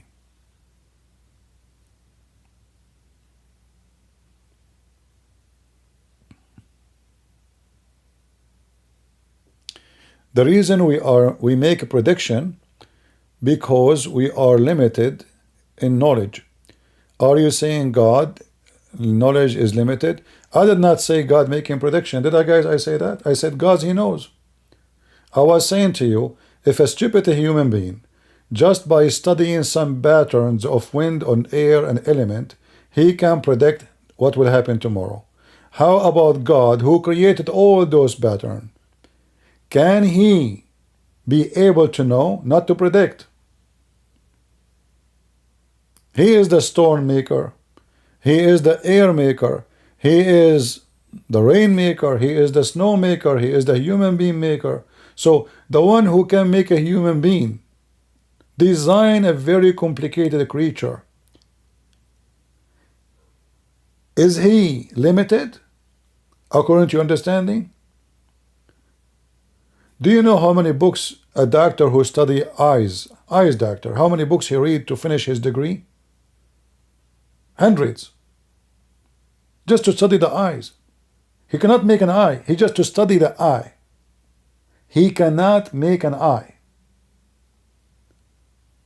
So the one who made this complicated universe, is it possible for him to see the future? Or it's impossible? According to the Bible, nothing is impossible for God. The Bible says what is impossible for man is not impossible for God. So your question, I'm not insulting you, it's a silly question, because if we believe that nothing is impossible, then He knew. This is not about predestination. It's ability to know the future. You can say to me, how? Well, how can God can make man too? Ask the same question. How God, He say, be light, and light was? You cannot explain it. Can you? Can I say, let light be? Like when I go to my room, I say, hey, let light be. Now, for sure, there's technology. You can speak to the light. You can say, turn on. But I'm talking serious now. If I go to a place and there's no light, can I say, let be light, and light will be there? No. So if the one who can say, let be light, and light was, that means this person is no limited in anything, for he can create something out of nothing. And if his ability is massive like this is why we call him God, then we accept that he can see the future. And if it's impossible for you, no problem, but it's not impossible for him. Is it possible that Jesus, to be human, yet he knew the future? Well, he knew the future. How he can do it? Is he predicting? No. He did not say, I'm guessing. When the Messiah said, tomorrow, when this happens, you will deny me. One of you will deny me. It happened exactly what Jesus said. And the one who the story happened to them, they wrote the story. Did Jesus force them to say it? No. He can see what will happen tomorrow. But Jesus never wanted them to deny him. In fact, Jesus says, the one who deny me, I will deny him. You see, you are faking the questions. Guys, did I say that God created the future? People, did I say God created the future? Did I say that?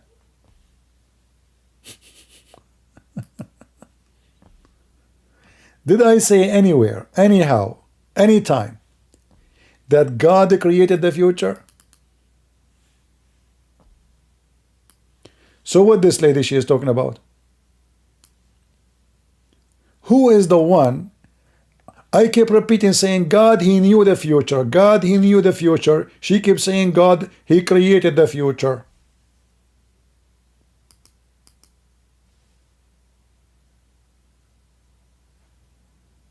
I said God created the man. I said God created the eye. I did not say God created the future. What's wrong with you?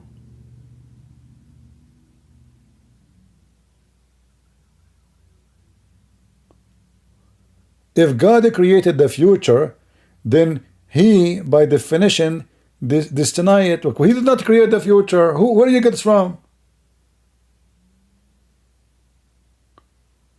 You make your own future. Otherwise, why people will go to hell and some people will go to heaven? Why he's saying to us, do this, don't do that? Why he's saying to us, don't sin? Why he is saying it's better for you to take your eye better than your whole body destroyed? He's asking us to do it. If it's destiny, there's no need for him to ask him to do anything. There's no need to repent. There's no need to pray. There's no need to worship. There's no need to believe, because destiny then. And by the way, this is what the Muslims believe, not us. Correct? For us, we believe to be saved, there's steps we have to do. It's not destiny. Whoever believe in me and I will live. So what is it, destiny? No. You believe, you live. You don't believe, you die. So don't come to me and say if God created destiny.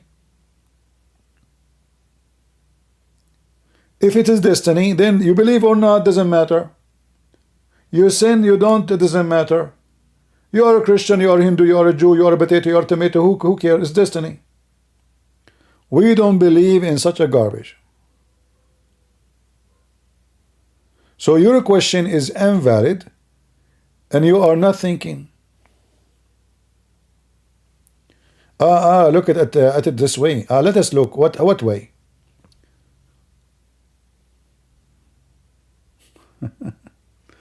Let me take a screenshot so you guys can read with me. I know, I think sometimes some people, they make an argument just to argue, and they, lady, here we are not trying to practice who is smarter, you or me or him. Here is to share the truth. Maybe you got the place wrong. Don't feel insulted when I say, what are you talking about?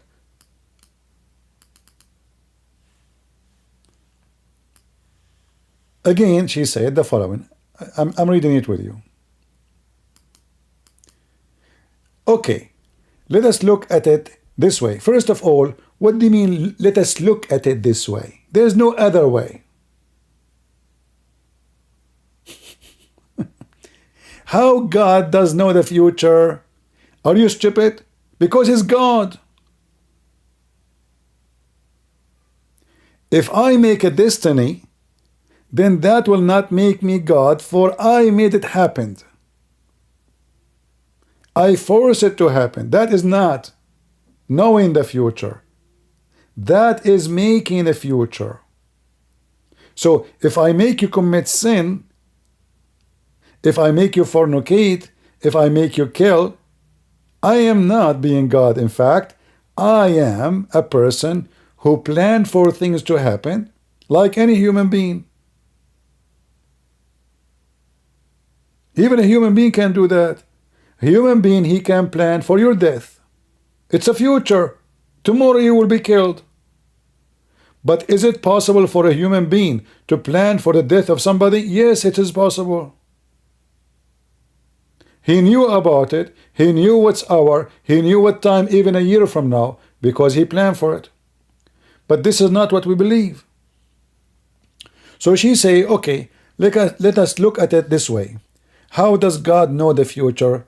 Is there some being greater than him that he created the future? She keeps saying create the future. Idiot. I have to say the word idiot. He see the future, for there is power he have, we don't earn, we don't have. To make it simple for you, can you see the past? If there's any one of us can see the past,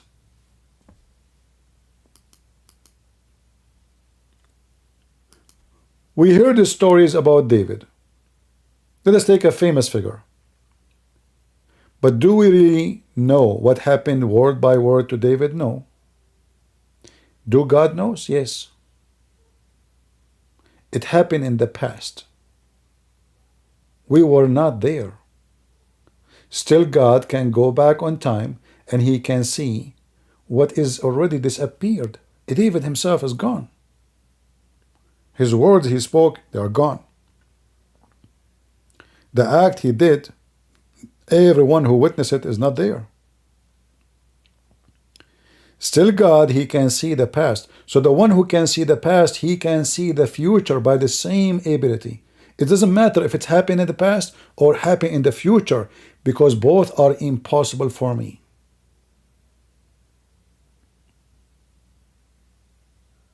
So it is about his ability, not about creating destiny. It's ability to see. To make it simple more for you, I don't know how smart you are. Many people who believe in what they can see only. But do you see the radio wave?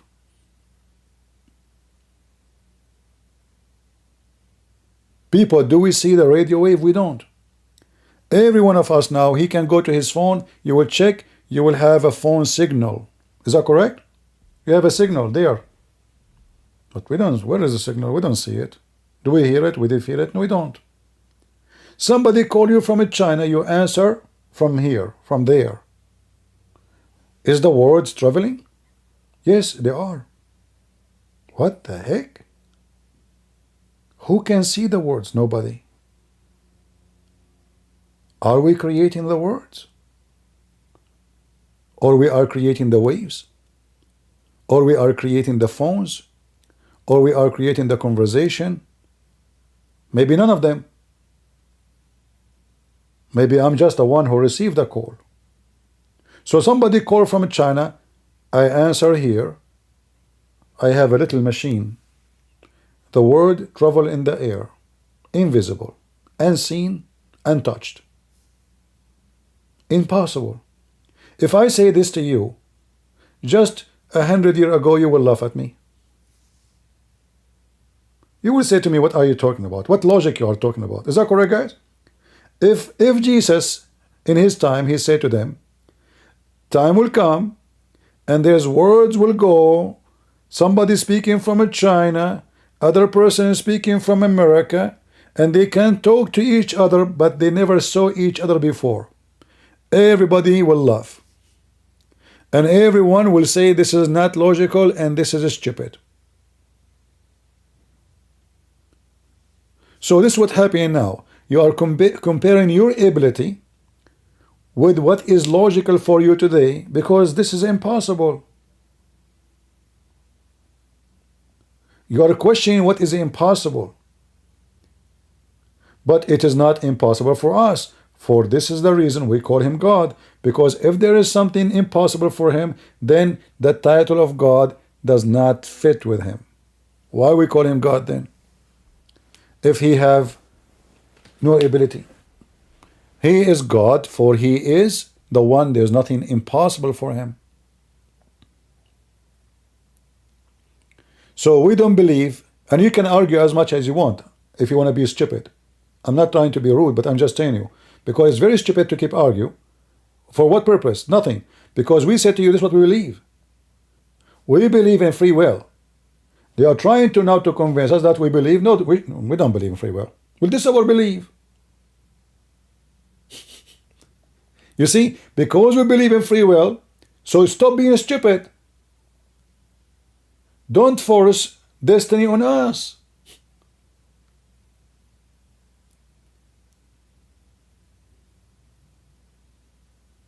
All the Bible teach that if you do this, this will happen. Okay, Adam, if you eat from this tree, you will be cast out of heaven.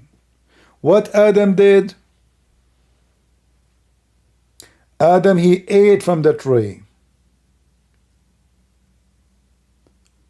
Regardless of God knowing about it or not, it was the decision of Adam.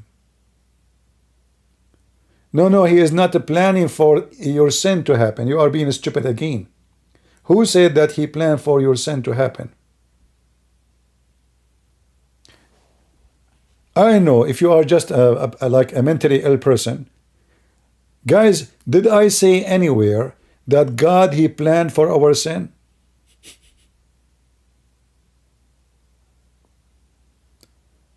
But planning for things happen, isn't it the same? No, he did not plan for things to happen. You are a donkey. Are you stupid or what? He did not plan for things to happen to you. He planned a design. So God, he created earth. God, he created heaven. God, he created hell. The plan is, I'm going to create a human being. If this human being decide to believe in me, he will live in the garden. This is the plan. If this human being disobey me, I will give him a penalty, temporary penalty. Give him a chance to repent. The temporary penalty is to live in the earth like everybody, like, you know, like to struggle with life normally, without my support. If he repent, I will take him back to my garden. That is the only plan. The rest is your decision. This is why, if you want to understand Christianity, then you need to read what Jesus said. Jesus made it clear. It's not those who say to me, God, God. It's those who do my Father will. So you do the will of the Father, which means you sacrifice your own will and you choose the will of God. What is the will of God? Don't kill, no, don't lie, don't fornicate, don't steal, don't hate, don't. Okay, you choose what God told you. He gave you a guideline. If you follow those things, this is the plan. The plan is if you follow. Do you see the word if? If you follow. Now you will say to me, well, there's only two destiny anyway, either hell or heaven. Well, that is the plan you choose. He did not decide for you where to go. It's you who decide where you will go by your action. Anyway, in China, they said he left as a donkey, never came back as a horse. So don't waste your time. So we as a Christians, we don't believe in destiny in such a meaning. I can say the word destiny in limited meaning. Like what? Like I did not choose to die. It's destiny, I will die. But that is because of the sin. When Adam commits sin, the wage of sin is death. So now we are destined to die no matter what, even if we are good. But we are not destined to go to hell or to heaven. It is our will.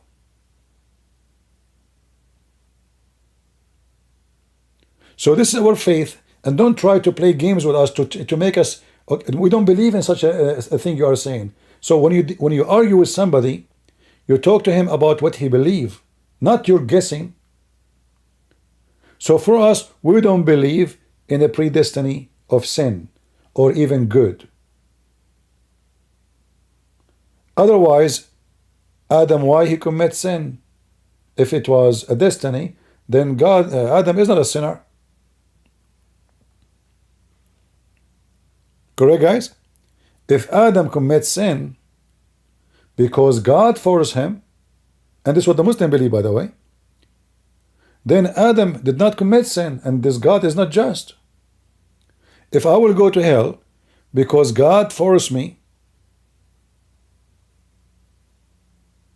to commit sin, then this God is Satan. He's not, he's evil.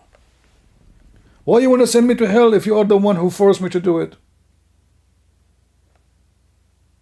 So what you are saying is totally opposing the whole idea of heaven and hell, punishment and reward, God and good and bad. It's totally opposite, because if everything is destiny, that means God is evil. But this is not what the book teaches us. So it's not up to you to give me your analogy. We have to connect all the dots together. Did God created Adam so he can sin? No, he cannot. He did not create him for that purpose. That's why the Bible says that God, he was sorry for Adam. Well, why you want to be sorry if you are the one who decided to do that to him? Are you with me, guys? Isn't it the Bible says that God, he was sorry for Adam? Why? Because he chose the wrong decision.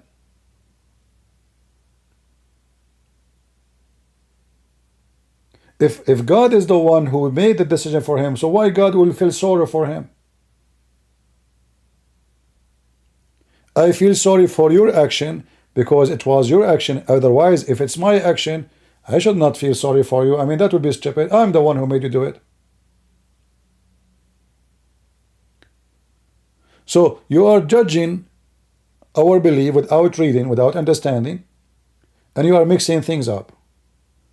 For us, in order to understand God, we have to read the whole book, not a verse, not a phrase, not a statement.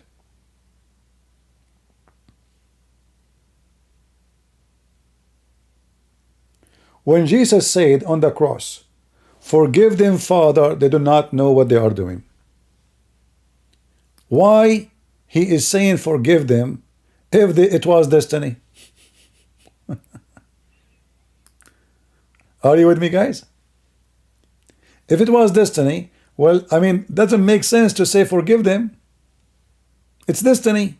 They did not do anything. They just did what you said. They did what you planned.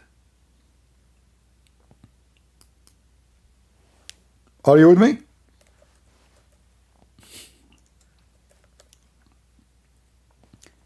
You know, I find it amazing that every word Jesus he said, it's like he is giving us words to refute lies and and deception. It's like he see the future. He sees someone will come like today and will say something is obviously the opposite of what God is about. Forgive them, Father, they do not know what they are doing. Why I will ask for your forgiveness if I am the one who made you do it? That will be very awkward. Actually, it will be stupid.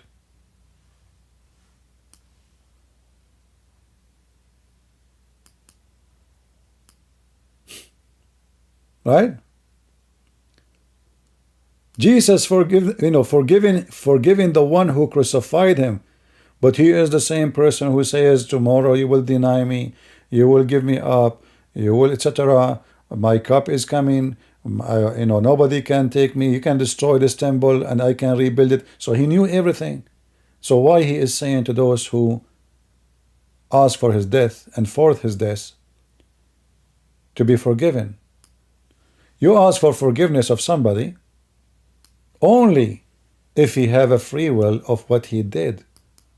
If somebody forced me to shoot you, he put a gun in my head and he gave me another gun. He says, shoot the person in front of you. Otherwise, I will shoot you. Well, I'm not the one who is shooting you. Sorry. I mean, the guy, look, he have a gun in my head.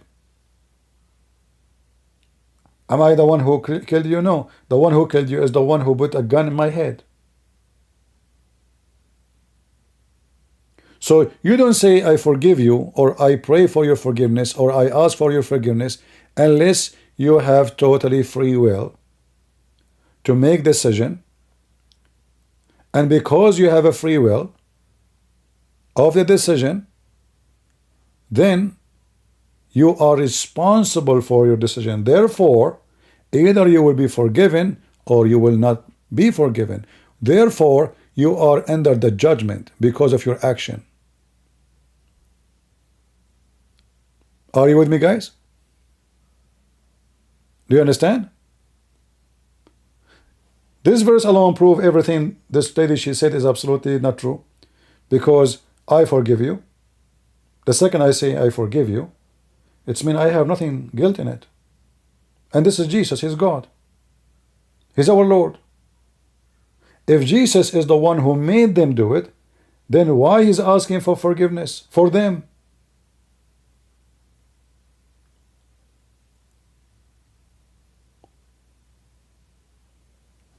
So some people, what they do, they are like a bunch of kids.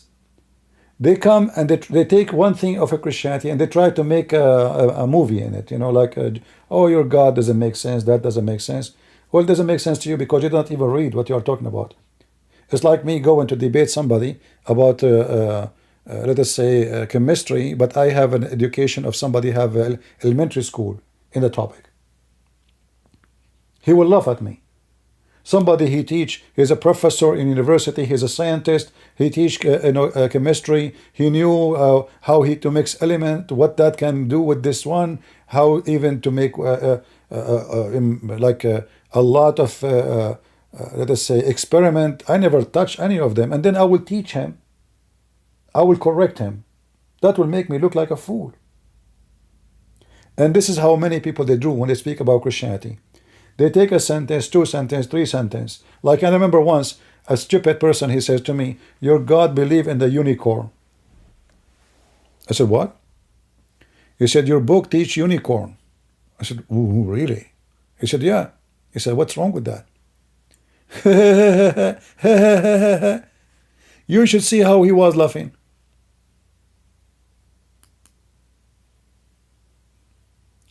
I say, let us search unicorn and see who is the stupid here. How many times you heard people, you know, those stupid people, they see cartoon. Unicorn is somebody have a like a nose and he have two wings. This is not what the Bible is teaching.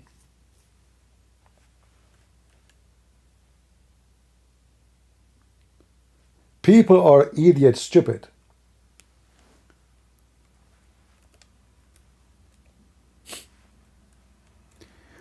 There is an animal until now it still exists, and this is what we call it in Arabic, wahidul qurn, unicorn. And those atheists, they come to you and they laugh. Unicorn. Oh, funny Bible, you know, funny Bible. Yeah. And he himself, he believed that he is an ape.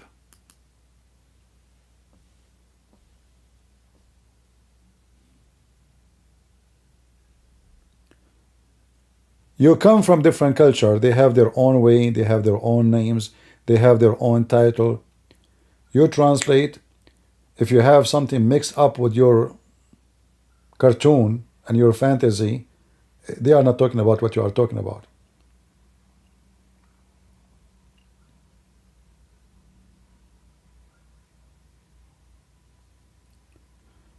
So they laugh at you because of their ignorance. We laugh at them because of their stupidity.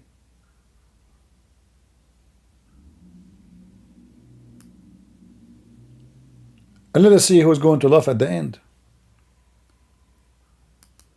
In fact, you will see that all of those who don't believe in the Messiah, they are struggling and suffering. Atheists or Muslims, look at them. Muslims don't have peace anywhere they go. They have no peace in their houses. Why? Because Islam destroyed the value of family. There's no family. The man, he want to keep marrying, changing women, tons of kids. He throw them in the street. I remember when I was a kid, I went with the kid in my age to his house. He come to my house, I go to his house. He was sitting next to his brother. He said the F word to his brother. He said the F to his mother. I said, you stupid, how you say that? Isn't he your brother? He said, yeah, but his mom is not mine. So the house have a bunch of kids. Each one of them is from different mother. And they hate each other. He told me my mom, she buy nice clothes, she dress, so my dad, she look pretty more, and she, he gave her more money. And she save it, she give it to my grandma. I said, why did she save it? He said, my mom said that, men, you cannot trust them. He will divorce her, and then he will get a new woman. So she saved with my grandma, so later if she, she go, she have money. Is that a family?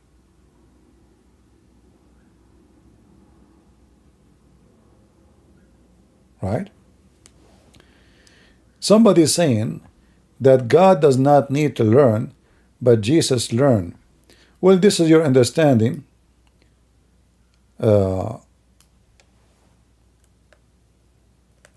Not what the verse is saying.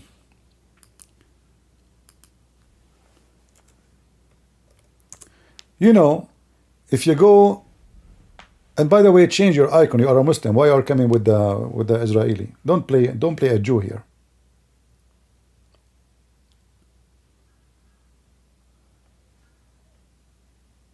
And you don't even know how to quote a verse. The verse you quote for me have nothing to do about Jesus learning. You're an idiot. Jesus said, everything I have is from my Father. Is that about learning? No, this is about authority.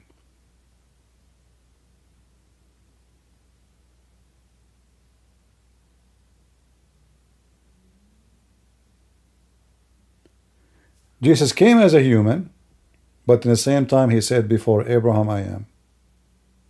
Which means before he come to us in the flesh of a human, born of Mary, he came in the flesh to Abraham.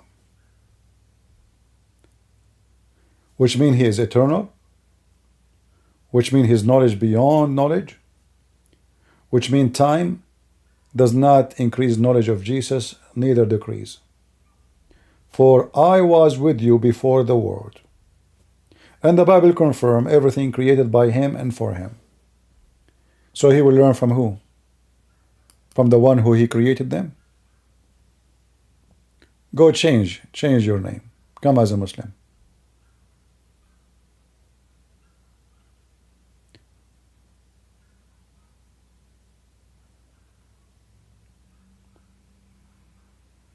Do we have any Abdul?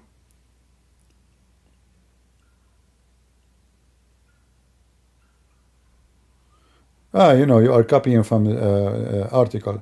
Since God cannot be tempted, but Jesus was, therefore Jesus was not God. Again, you are being stupid. The word tempted in the Bible, it's about what Satan he tried to do, but Jesus never been tempted. You are an idiot. We know when I say tempted, I mean as a human. Let us say this woman, she tempted me. This woman, she tempted me. Or this man, he tempted this woman. What does that mean? That means he fell into the temptation. Is that correct? In the case of the Bible, Jesus never been tempted by Satan. He rejected him, he commanded him, and he refused everything he said. To be tempted is when you fail, not when you succeed. So the word he was tempted means he was tried. What Jesus says to the devil, it said, don't try your God, your Lord. This is what tempted mean. You are an ignorant. Go change your name. Go. Why you are putting the Jewish logo? Yesterday you were defending Muhammad. Get out here. You are a potato. So do you see, guys, when an evil person, he say this to you? Tempted here is about trying, a trial. I try you. What Jesus said to Satan? It says, don't try your God, your Lord, which means don't try me. And Jesus never obey any of the trial.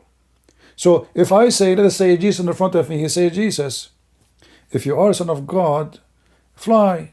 You know, I'm trying, like, okay, can you show me your ability? Well, Jesus laughed at me. He says, you're going to test me, even though I can. Make somebody see. You see, Jesus, he do miracle not because people, they wanted to see a miracle. Jesus do miracles because it is time to do a miracle. Somebody need it. Not because somebody like to see it. Do you see the difference? So when Satan, he is coming, and look what Satan, you see what people they say, they forgot what Satan he said. He said, if you are the Son of God. Correct?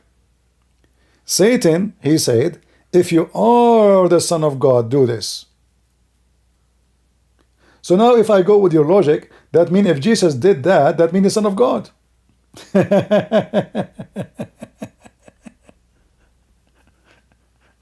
Are you with me, guys? If you are the Son of God, do this and do that. So if I go with your logic and Jesus did, then what? You will say he's Son of God? No, Jesus, he did not fail to the temptation. Satan, he tried to tempt him, saying, prove to me that you are Son of God. He did not say, I am not. He says, it says, don't try your God, Lord. You don't. Don't even think about it. So Satan, he failed miserably.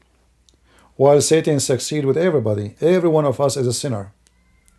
So when we speak about Jesus being tempted, it's about Jesus being tried, not about Jesus fall into temptation.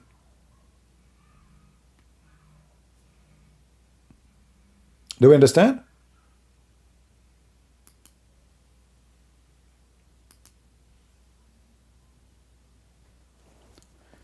This is why Jesus said to them, who of you can prove me to be a sinner? Who of you? Nobody. Anyone here dare to say, accuse me of sin? I can't say that to you. I will look like a fool.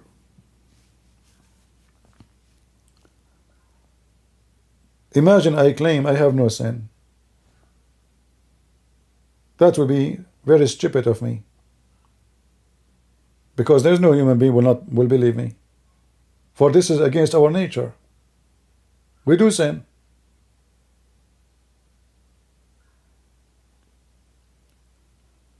So the Messiah, when we speak about the temptation, that is the trial of Satan, not the failure of Jesus. So those people, they go and they find the word tempted. They think the word tempted means that Jesus, he commits sin. That's false. Read the rest.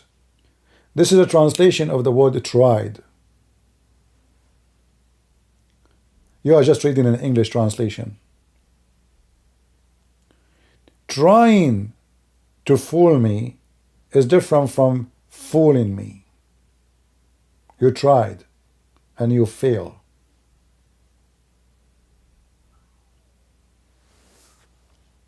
And you know, it's good that all those people who are trying to oppose Christianity, we show them their stupidity, and those questions, they can do good to us for later in the future. If somebody try to fool you, you learn how to answer those lies. This is a Muslim guy.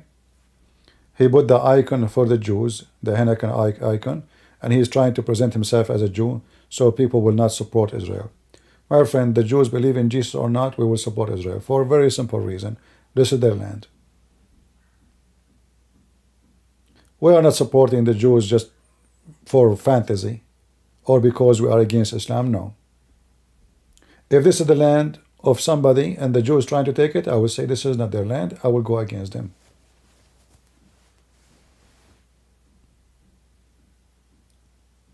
The one who owned the land is the Jews. Give them back their land. As simple as that.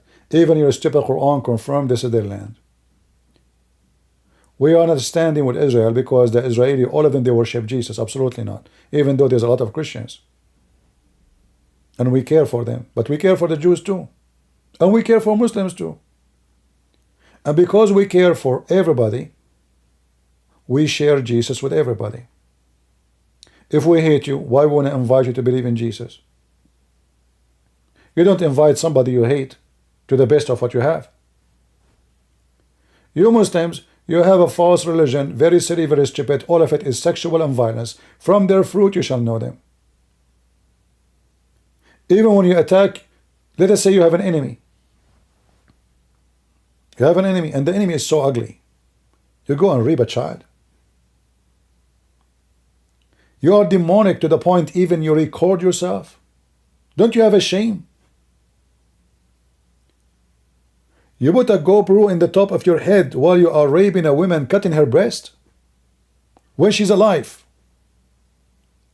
And then after you kill her, you rape her after death too? 7, 8 dudes? What is your God name? Who is the God who teach you to be an animal? What is left on you as a human?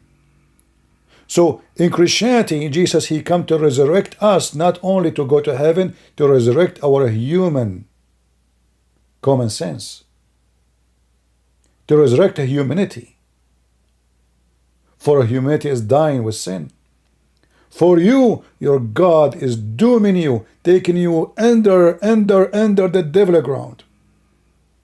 I cannot believe that there is somebody, he claimed that he is a God worshipper, whoever his God is. They go inside the room, they grab a young woman just because she is from different religion, and they start raping her one after one, and they are laughing, beating her. And then one of them, when he is raping her, he take his knife and he start cutting her breast one after one. She's bleeding, and he still continue raping. She died. The second guy, he come after her death because he did not do his part yet, and he raped her, and all of this in the camera, your camera. Imagine how stupid even they are, how demonic. They are recording their crime to the point they don't care. You see, usually, I mean, if you think about it, why in the world they are recording it? What is in their brain?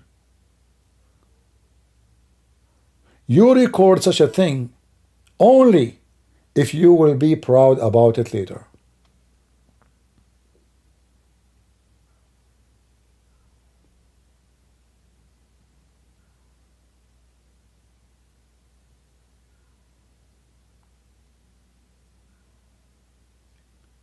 So you see, with Christ, we are against violence, but we are not against killing the wicked ones. Those wicked, they deserve to die. That is justice. This is the list of justice. And wait, the hell will be waiting for you. You will stay for eternity in hell. God will deal with you. But for now, those people have the right to protect themselves. And we stand with them. In fact, if I am not an Arab, I will go volunteer and join the Israeli army. The Lord is my witness. But I know I will be suspicious even to go in the airport. They might even not let me get inside the airport. Otherwise, I would go.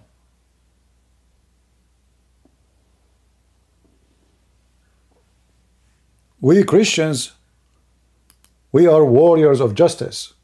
We are no cowards.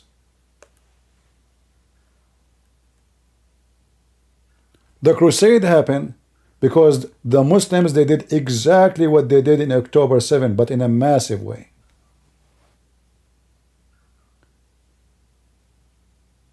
They killed Christian monks, they raped Christian nuns, they stole the churches, they stole whatever inside the churches, they raped, they conquered, they took everybody, even the one they promised them, you can live in peace if you surrender.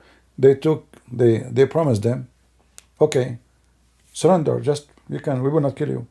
And then the caliphate, after he give them peace, he sent his army in the way so he can kill them and take whatever took with them. All what they care for is the money. Those people are running for their life. So they lie to them. They say, oh, we have peace agreement, no problem, you can go. As long as you don't resist us, you let us get in, and we take over the city, we will let you go. They believe them. They don't know that they are demonic, satanic.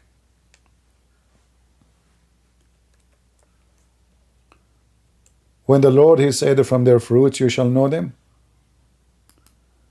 Well, from their fruits you shall know them. There is no better way.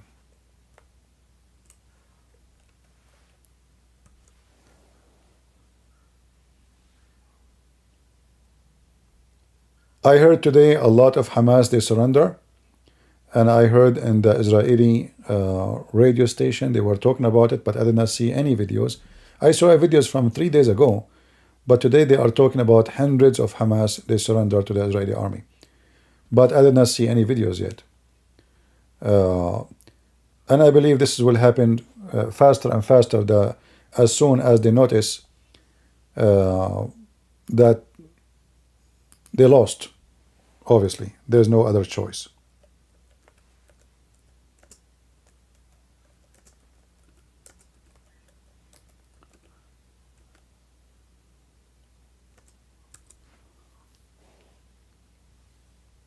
Let me see if I can find you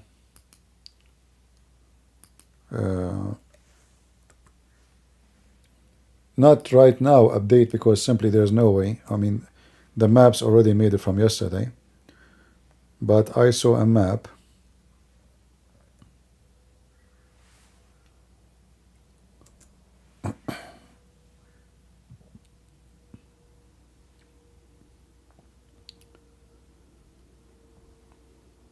Let us see.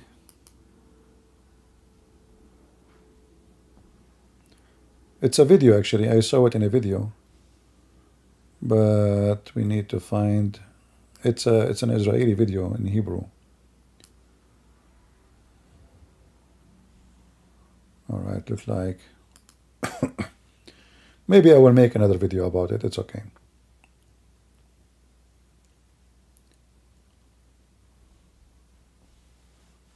But I will look more. But anyway, obviously they are advancing in a very fast way, and they are like speeding up the fight. And what we know that Joe Biden and those Democrats, the cowards, they are trying to push hard on the Israeli government, and now they are even putting conditions about the assistance they will give. And that's why I believe strongly that the Israelis should refuse any assistance with conditions. Don't give it to us. Israel will win the war anyway.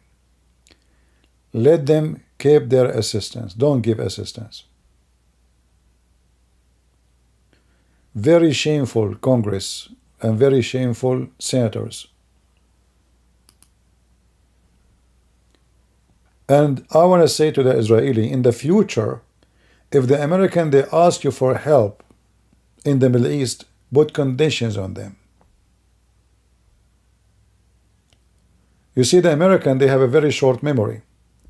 Just a few years ago, they were desperate for the assistance of the Israeli to give them support, logistic support, refuel, re-weapon, Israel was the biggest base for the American army. No conditions. Everybody put conditions on the American army, except the Israeli. And now the American, they have conditions.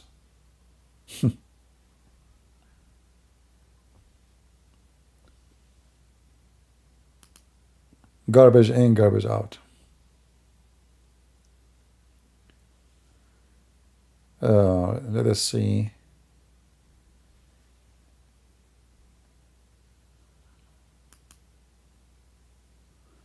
I'm just trying to find the map.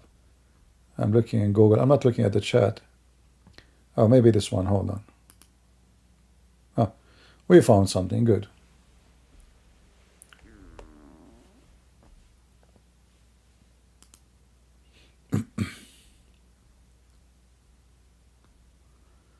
Let us put it in the screen.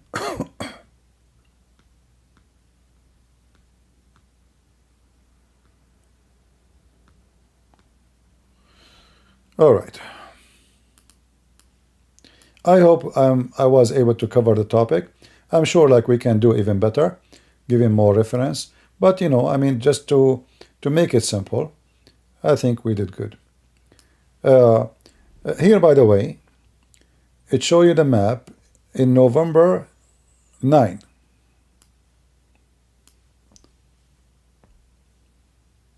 Let us make it look different. Hold on.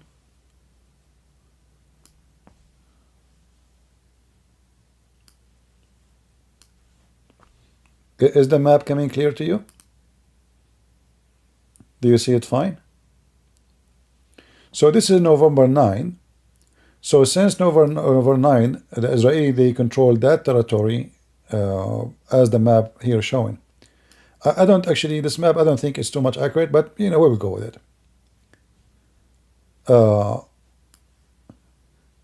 This is how it was in October 27, almost 0. And then this is what happened in November 27. So November 27, as you see, most of the north side of Gaza is been taken.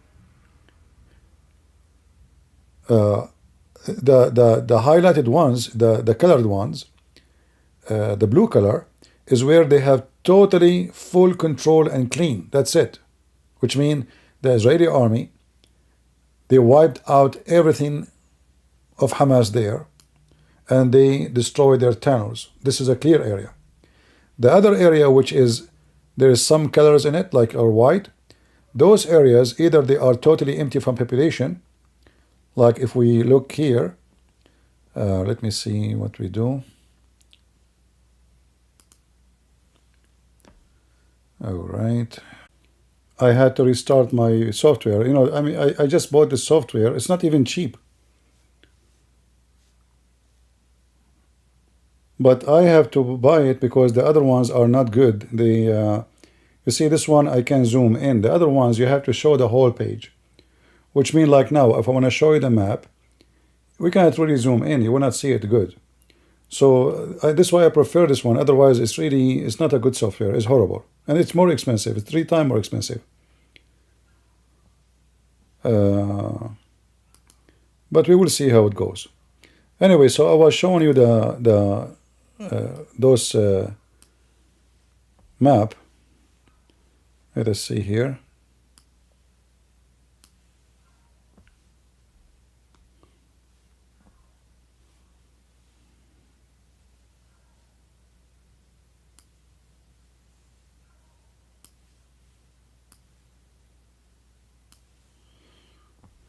Yeah, so we were showing you at the date of November 27, sorry. So this is November 27, Gaza City. And this is December 6. You will notice not too much different between yesterday, or let's say 48 hours ago, and the November 27. Because now they switch their fight into the south. What happened is, if you remember, the last ceasefire, it was what? It was to release supposedly the hostages. So they noticed that all the hostages is coming from the south. And obviously, they were watching where they are coming from. Even though the Israelis supposedly didn't have any drones in the space, but we know that this is not the case. So they notice that everything they need is not really in the north, even though they are going to control the north totally, and almost actually is controlled. What is left is easy.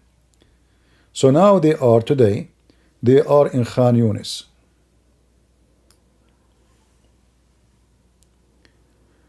Do you notice that this is the area where Hamas headquarters is located?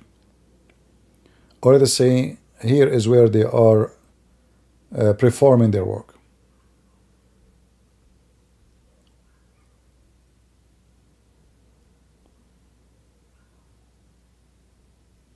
And by the way, this is all is again according to the UNRWA, which we don't trust. I saw a Hebrew video. In that video, actually, they show the map is totally different. I could not find it. I believe they are like an Israeli army map made by the Israeli. I believe that one is more accurate because they are the one in the ground, as you know. So, based on the video I saw, they are going from this direction, and I'm not sure if they completed totally here, and now all of it is blocked. And they are going from this side. So like it's like this area actually here is already, they are here. I mean, this is the Israeli side anyway. They do not need to occupy it. And this white area, all those white area is empty. So the Israeli are not really interested in it. This is empty area. All the white area you see, there's nothing there.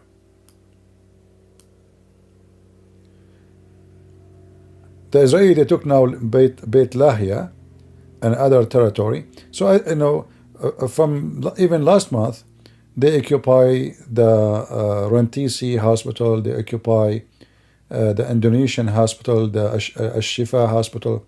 So they are, this is the center of Gaza here. Here is the center of Gaza. This is the city. I believe the city hall is here. Yeah, they have a city hall. Can you believe it? So the Israeli almost like they are done in Gaza. This is the city of Gaza. The rest is the territory of Gaza. So people, when they say Gaza, they think Gaza is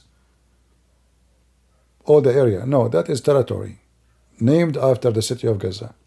So the city of Gaza, already the Israeli, they are just doing the cleaning now. And there is, we don't know how many fighters left there, but obviously the Israeli, they felt so comfortable to the point they switched their army, massive activities, to be in the south, not in the north no more. So we will see in the coming few days what will happen, and we hope the Israeli, they will be able soon, very soon, to locate the hostages.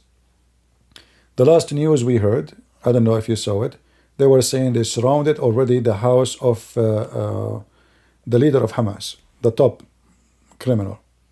So already they are surrounding his house, and we hope soon we will be able to see it, to see it happening. Secret information? What do you mean secret information? This is information in the internet, in YouTube. What secret information? But the one I saw, I need to find it. I cannot find the video because I don't have Hebrew text first on my phone, and I don't remember the name of the video, but it have a very way better explanation of what's going on right now. Anyway, imagine after all this war, right now I think they have 80-something soldiers. I mean, can you believe it? They were talking, I saw many American generals speaking about the Israeli will lose maybe thousands of soldiers. This will be a disaster. It will be a death trap. There was going to be a big humility for the Israeli army. We advised them not to go there. I mean, if you hear every scumbag, that's why I say, when they bring for you in any TV station, Fox News, CNN, don't believe them. Everything they say is absolutely joke. Let us search right now, what is the total casualty for Israel? As we speak.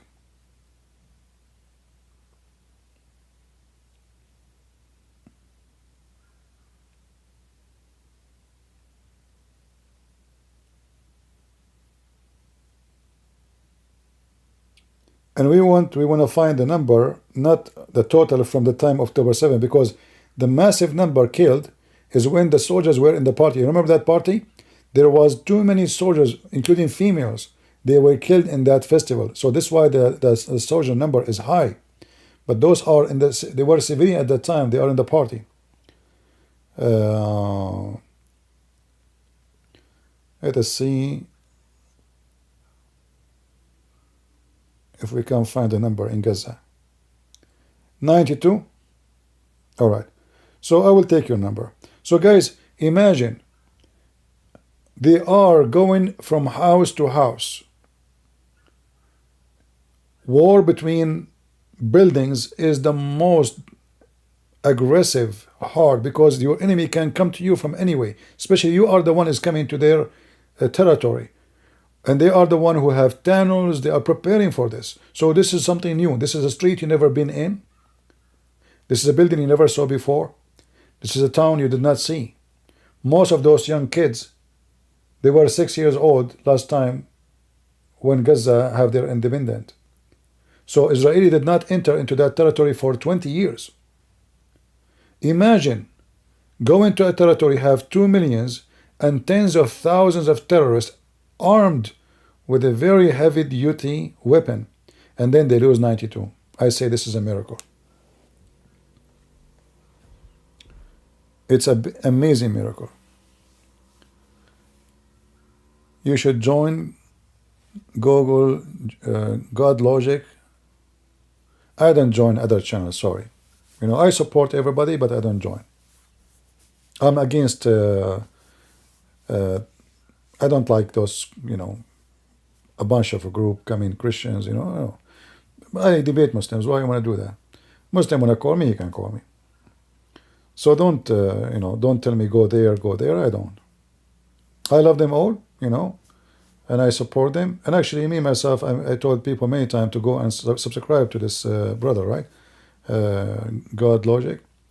But I don't go to channels. If I accept to go to one, I have to go to everybody. This way, nobody gets upset. All right? Okay. Yeah, and in Arabian TVs, you know, Muslim TVs, it's going to be the graveyard of the Israeli army. 92. According to the enemies of Israel, they said from every one of Hamas is killed, there's 2 civilians is dead. Supposedly they are attacking Israel now, right? This is mean. If now there is a 15,000 something, that means there is 7,500 at least Hamas dead. What is the loss of the one who is coming to them? So listen, those are Hamas who are hiding in their tunnels. Those are the one who prepare for the war. Those are the one who know every window, every street, every building. According to the enemy of Israel, they lost 7,500, and by the way, those numbers are not true, because those are the numbers they were able to count. What about all the ones who die inside their tunnels?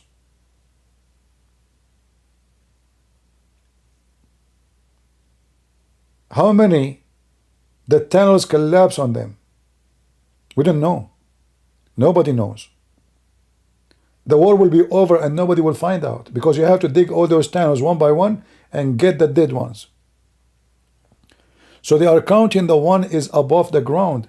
7,500 Hamas are dead. What is the Israeli lose? 92. This is why I say to you, the Israeli army is, I find it really an amazing army. I mean, how you can accomplish this?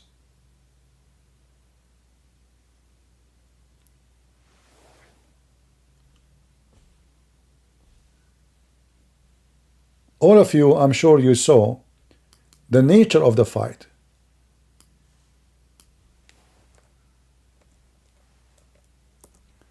The nature is very difficult. By the way, me myself, I live wars like this.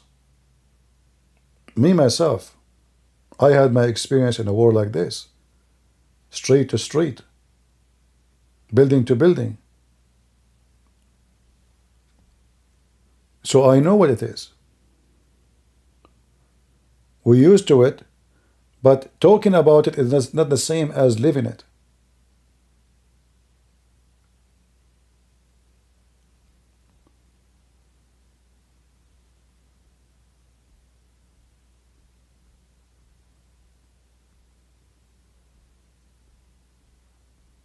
I'm trying to find you some videos. Hold on.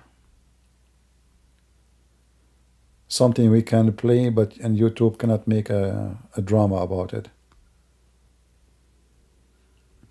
You know, YouTube is so friendly. And they love me. In the Shifa. All right.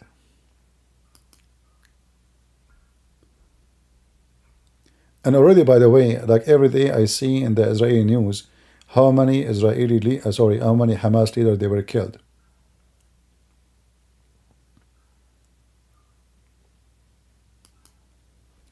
Look at this one.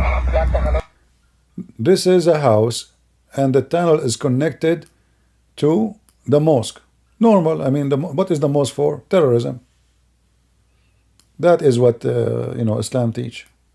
Mosque is a center of terrorism. This is why they indoctrinate the kids. They teach them how to join terrorists, hate everybody, hate the Jews, hate the Christians, hate the Hindus. Let us see this video here. אנחנו נכנסים כרגע למסגד שבו נמצא מתחת למסגד בקומת So this is the mosque basement. מחסן Can you see guys the translation? מעבדה של רקטות של החמאס ומלא מטענים וחומרי חבלה וחומרי נפץ. Is the translation clear? נכנסים למסגד, אפשר לראות אותו פה.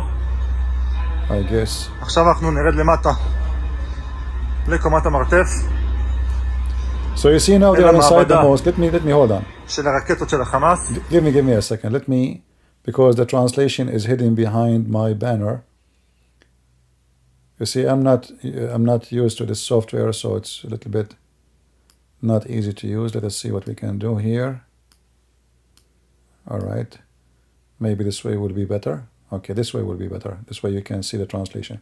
Let us go back. So now he is going inside the mosque of Allah, subhanahu wa ta'ala.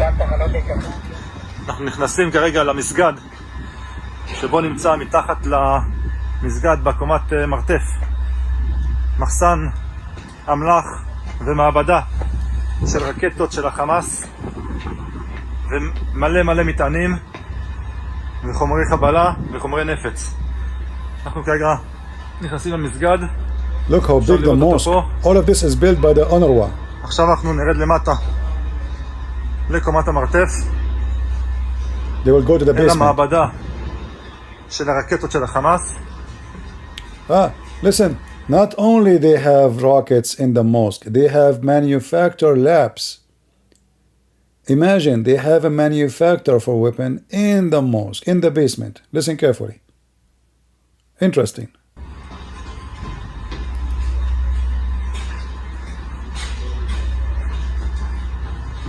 שימו לב, החמאס בנה קירות שלמים שיסתירו את המעבדה.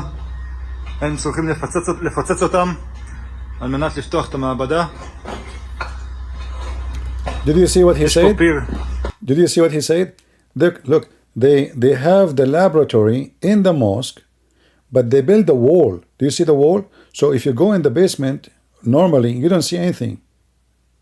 You see, there is a wall, they destroy it. Let us go back in the picture. There's a wall. See? They build a wall, it's painted. So there's no way if you are going down and you are trying to find anything, you will not find anything. You go in the basement, there's nothing. The wall is built, and you can tell it's not built yesterday. It's there for a long time. I don't know how the Israeli found out then. How did the Israeli find out about it?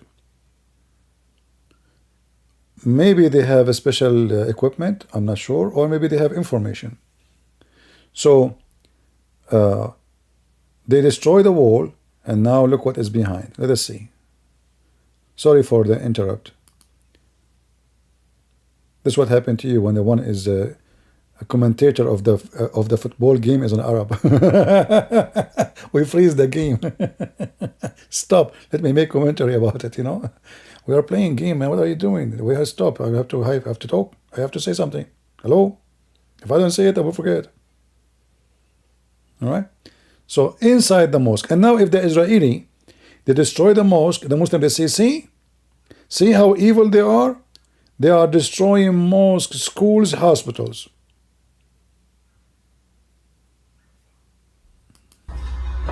שלמים שיסתירו את המעבדה, הם צריכים לפוצץ אותם על מנת לפתוח את המעבדה. יש פה פיר.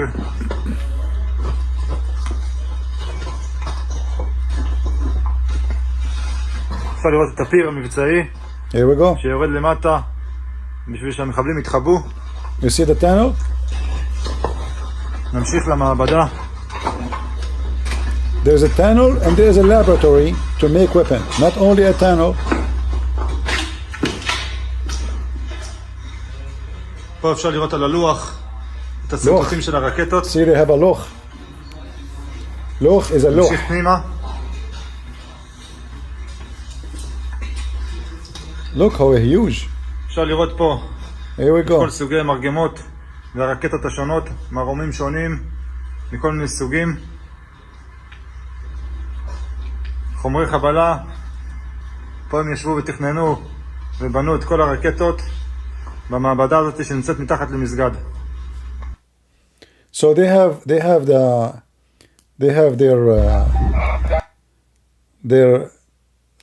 still they have to go to the tunnel. They did not go to the tunnel yet. They don't know what is inside the tunnel. And now if they destroy the mosque because they want to destroy the tunnel, they will say, see how evil they are. They destroy the mosque. Allahu Akbar. Yeah.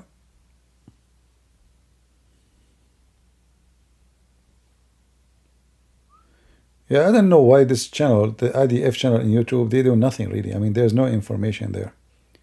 They are not posting anything. I mean, the one in charge of the IDF YouTube is not a good. Is not doing good work.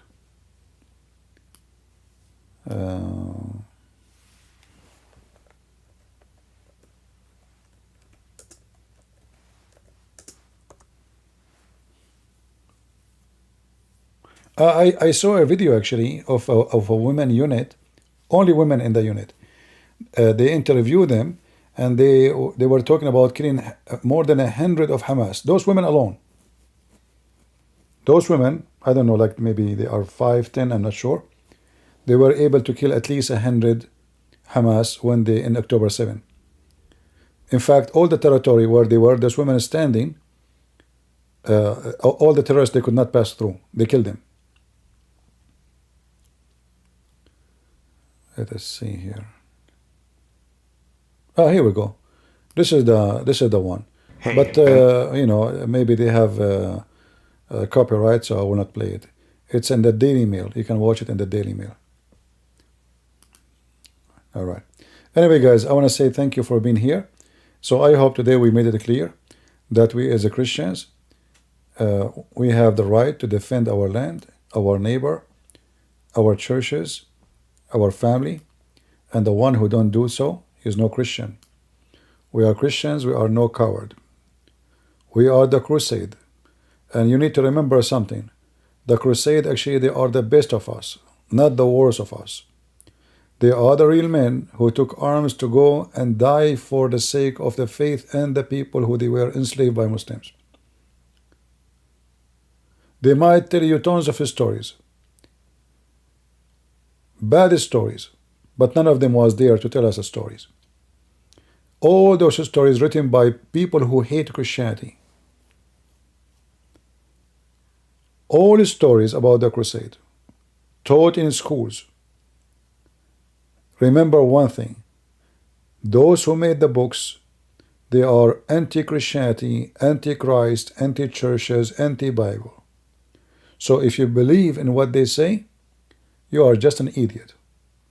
You don't take your history from your enemy. You don't. They hate you. So you will see many children, they think crusade they were bad. In fact, if not the crusade, all of Europe today, including America, will be the slaves of the Taliban. It was the crusade who saved you and saved your family and saved your future, and you have a freedom of speech today. Otherwise, you will be under the feet of Hamas. It is reality, my friend. Those real heroes, the one who stood against the evil of the devil Muhammad, the one who freed the land from the Islamic terrorism, is the one deserve our respect, not the opposite. The Muslim, in case you do not know, go read history. They took most of Europe, Spain, Romania, Bulgaria, Czechoslovakia, or Ukraine. They took everything. And they were taking women as sex slaves. They steal their food, they steal their women, they steal even their chicken. And they leave them to starving. And then you will see a bunch of idiots, just because they hate Christianity, they make big fat lies about the crusade, who they die to free them.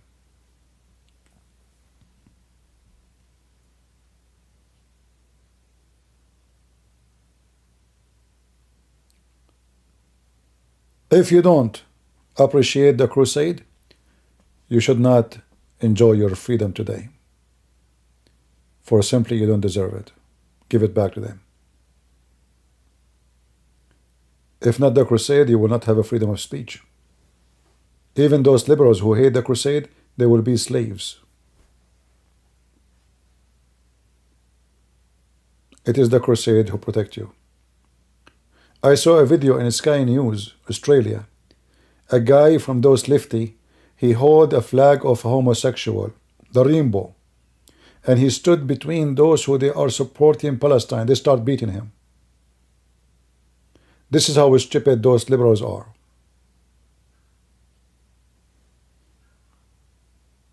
Hey, free Palestine! He was shouting, free Palestine! He is a gay. You know, he have a flag of the gays. They start beating him. And they took the flag and they destroy it. This is how stupid those people who support Hamas. Take your flag and go to Gaza. Let us see how many of you will be alive for 2 minutes. 2 minutes. Try it. Just try it. I mean, it's an experiment. What you will lose? Prove us wrong. I mean, come on, you are the smart one. Huh? Take all those girls. I saw a bunch of girls who they are lesbian in Sweden. They have a drum. Go do that in Gaza. You know what? After the war finish, I'm sure they will welcome you. They will make a festival for homosexual in the heart of Gaza, appreciating you. Just go. Oh boy, no comment. Thank you all for being here. May the Lord bless you. And God is good. So is Jesus. See you soon again. Take care.